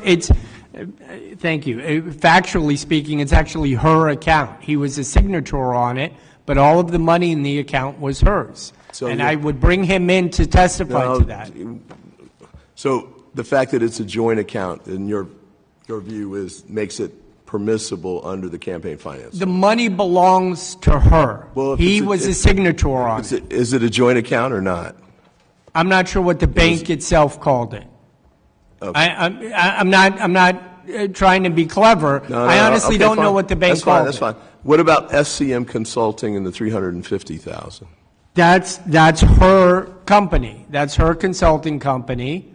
which I don't believe the consulting company put that money into the campaign directly. I believe the consulting company gave it's a sole proprietorship, so it was able to do that. Yes. All right. And that's Well, hers. Let me pause there for a moment and go to staff. So just to go through those three, the $3.4 million that came, you've got here listed, it's a joint account, respondent and brother. Is it a joint account under your understanding? Yes, that's my understanding based on the bank records. All right. And would it be permissible for the joint account to make that contribution to the campaign? It would depend, no, because of the way that the campaign finance rules operate, it would only be about half of the amount in the account could be donated onto her. But I do want to make clear, the subcommittee did not charge that as an improper contribution from her brother. It focused on the more clear examples. Okay. Then what about the $350,000 from SCM Consulting?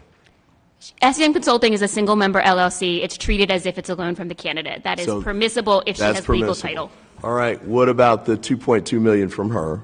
That's permissible. Permissible if she has legal title. All right. So then we get to the EC firm, $390,000.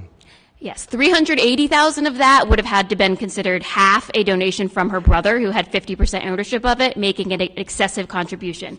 $10,000 of it was actually. And just before you move on, it's an excessive contribution because the maximum contribution would be what amount? Was $2,900 election. $900. Counsel, with respect to the EC firm contribution of $390,000, you just heard from counsel that the max is $2,900. What's the material fact and dispute on that position? My understanding is money did not flow directly from EC firm into the campaign. So I'm not sure that, I may have an objection to this fact here, or at least to the flow sheet. Okay. But my understanding factually is that money did not flow the way it is indicated here directly from EC firm into the respondent's campaign. Counsel for the committee, do you have records that show that the money went directly from EC firm to respondent's campaign? Indeed, we have both sides of the transaction. We have EC firm's bank records and the campaign's bank records, both of which show the direct transfer of funds. So the $390,000 amount, you've got bank records that show that came out of the EC firm, and that it went directly to? Yes, over the course of multiple payments. Not one giant 390, but over a few. Okay, I'm sorry. Counsel for Congresswoman? And that was the Congresswoman's money. She had a 50% interest in EC firm. And there was a separation agreement. It's not just hers, her brother's, it's hers as well. Committee counsel. Is there such an agreement in place? So as a matter of law, the portion donated while she had 50% ownership she only had legal title to 50% of that under campaign finance laws, but an additional $10,000 was actually donated after she entered into the separation agreement and had no ownership over EC firm, thus being in itself an excessive contribution. All right, well, let's stick with what you got here on the exhibit. So the I'm sorry, those were repayments, just to clarify. Okay, the money going back. So the $390,000, you're saying that that's more than half of what was in the account out of the EC firm? She had a 50% ownership of the amount of money that was in the account because she had 50% ownership of the EC firm? Correct. Is that right? All right. So was the $390,000 more than 50% of what was in the EC firm account at the time? Yes. Yes. How much more? I don't have that in front of me. Okay. Counsel, do you? Sorry. Go ahead. EC firm apparently received at least $600,000 from Trinity over the length of the firm's existence. It had much more than that, correct? Yes. It had more than that. It's got the 600 over the EC firm box. And Chairman, you cut me off when I've gone too long, but I'm just trying to walk through the exhibit to make sure I understand. So if I'm understanding how the document's designed, the $600,000 shows that amount was put into the EC firm from Trinity Healthcare Services? That's correct. I don't think you ought to talk about Trinity. You can talk about the funding request if you want. Please don't. Please don't. Please don't. Please don't. Talk to your counsel and let him make the representation.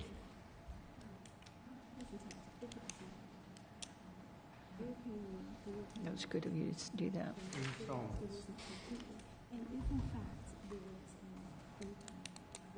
Counsel, put your hand over the microphone. Okay.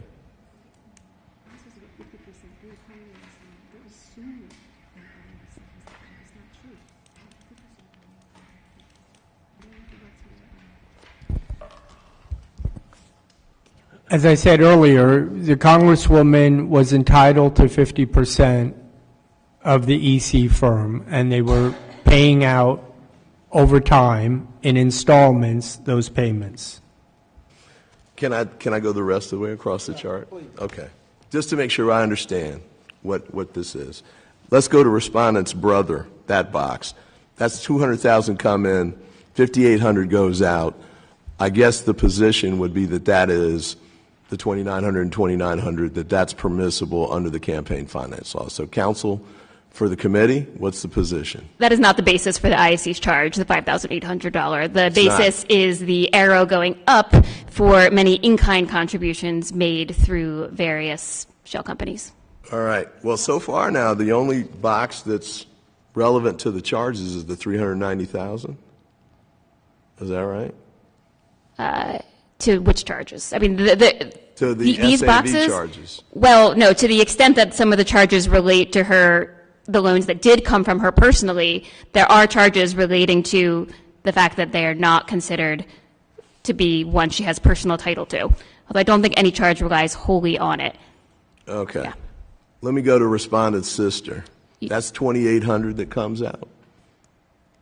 You get 2,800 directly, yes. That goes direct, and that's a permissible campaign contribution? Yep. All right.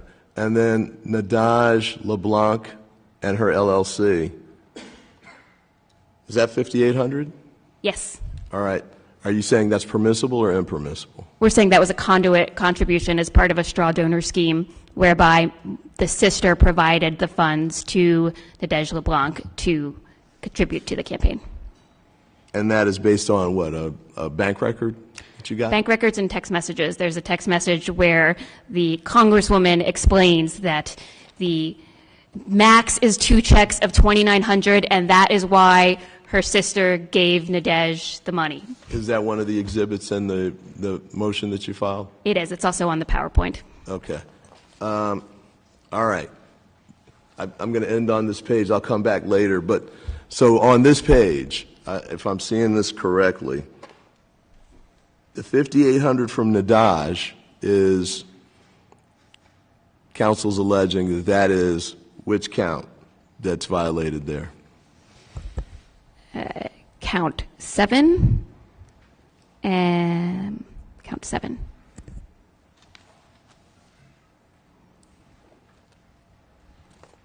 And I'm going to come to the other one too, so you can look that one up.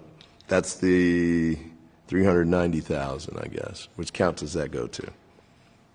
The 390, which one is that part of? That is from EC Firm. That's the one where you're saying that it was more than half of the amount that the firm had. Which count does that go to? That goes towards count 5, but it's not the only basis for that count. Count 5. Okay. So, and the last question. So for the other blocks of money going to respondent's campaign, those are not alleging, correct me if I'm wrong, you're not saying that those stand for allegations of particular counts in the SAV? I think all of them relate to some count in the SAV. I think that well, you got to tell me. The funds flowing from SCM Consulting and Respondent relate to the allegations that the contributions she reported as personal loans were not actually personal loans, but were conduit funds from Trinity Healthcare Services. Now, before you move off of that, because I didn't know that was there. So, what's the basis of that allegation? In part, her use of funds that she did not demonstrate legal title to, but also these other funds that were moving through other individuals from Trinity, from that initial $8 million that gets spread across into the campaign. I'm not sure I follow what you're saying there. So you got the $350,000 from SCM Consulting, right? sorry, 350,000. That's here on the yes, kind of to the yes. left. So the argument is that that is one of the facts that contributes to the count that there were conduit funds from Trinity Healthcare Services and that she improperly reported those as personal loans. And right, but you were saying earlier, I thought though that since it's that she owned the consulting firm, that was permissible for her to loan or contribute that amount. yeah, if there was $4.4 million in her consulting firm that she had legal title to, she could donate that to her campaign. But the argument is that she did not have legal title to it because there is no real profit shared agreement that meets the legal requirements under campaign finance laws for what is considered personal funds. Okay, so the 350,000, and I promise I'll stop after this. The 350,000 that came out from SCM Consulting to Respondent's campaign, was that money actually in the SCM account? Yes. All right. So, counsel, your position on the 350,000 then, with respect to a material dispute issue, what's your? It's the material. The key dispute here is whether or not she had title to this money, whether or not the Congresswoman had earned this money appropriately, and that she had reason to believe that that money was flowing to her appropriately from Trinity. This was a family business. Her brother, her sister, they're all involved in the business. The state of Florida makes a mistake and sends them too much money. They were receiving $14 million. I'm going to ask you to keep it right to SCM Consulting if you can. We've got the 14 million. Well, all of the money, okay, every single penny from SCM Consulting is owned by the Congresswoman and is appropriately there. It's not tainted money.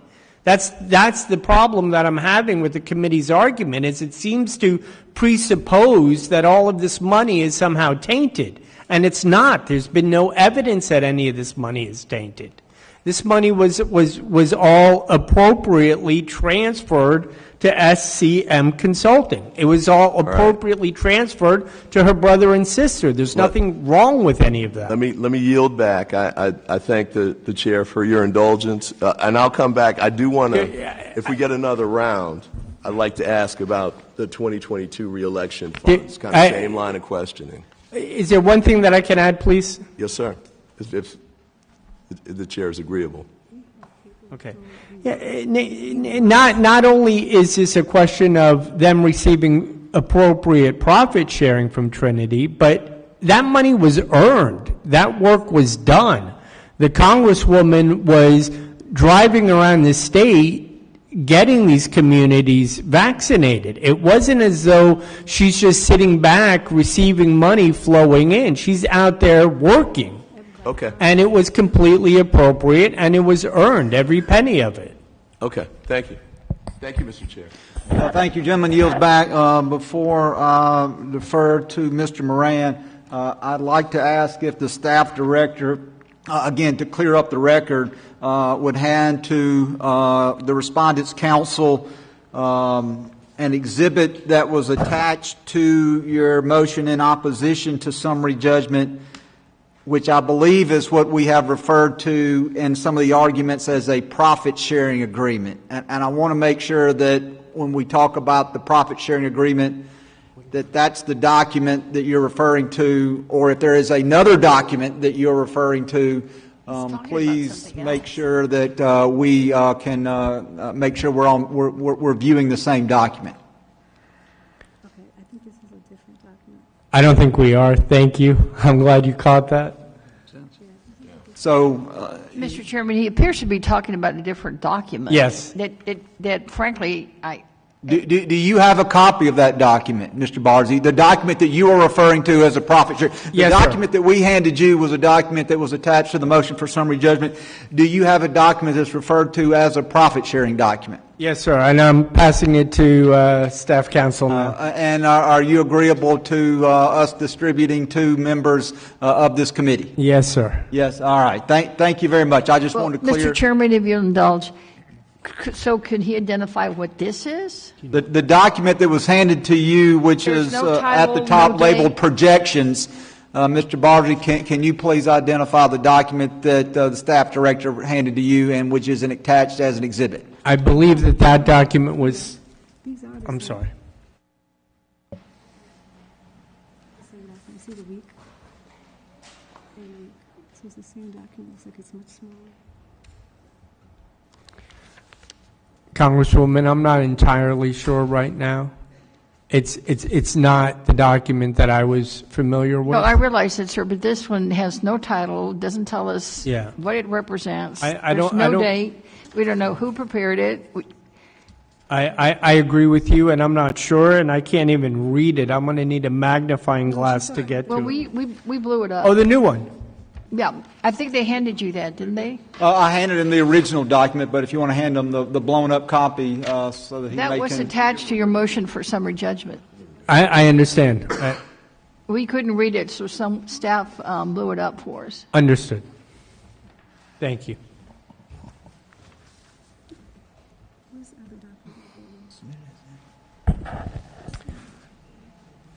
It says the same thing as the same document that we provided just now to staff, which is that there is a percentage of profits on the document that was attached as part of the motion, and that's what I'm referring to as the profit sharing agreement.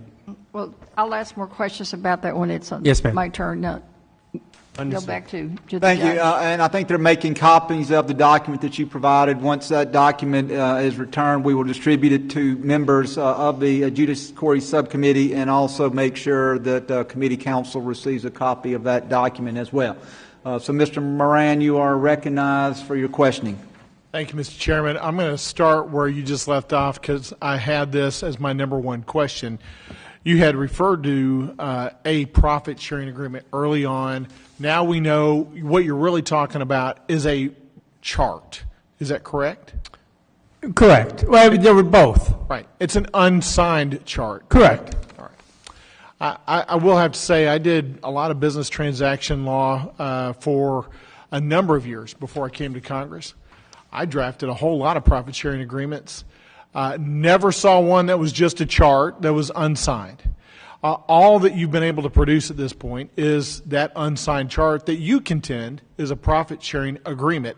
And you've made a lot of argument about the fact that your client was entitled to the funds that were flowing through Trinity Healthcare Services, at least adding up to $6.7 million to her directly and to SCM Consulting, which she owned wholly. Am I correct about that?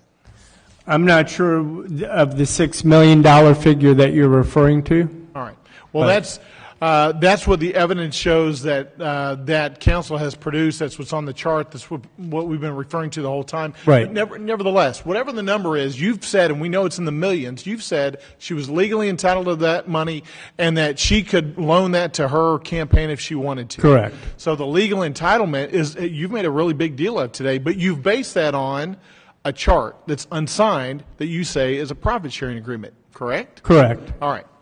So that's very interesting to me, and I think should be instructive because considering that we've been undertaking this investigation for more than 2 years, I would think that if it was my client, day one, I would say, you know, a whole lot of the magnitude of the allegations here is wrapped up in whether or not you had an entitlement to at least $6.7 million worth of money flowing from Trinity Healthcare Services that you say, quote, are appropriate profit sharing, and which you also argue is she's entitled to for driving around the state talking to people about vaccines.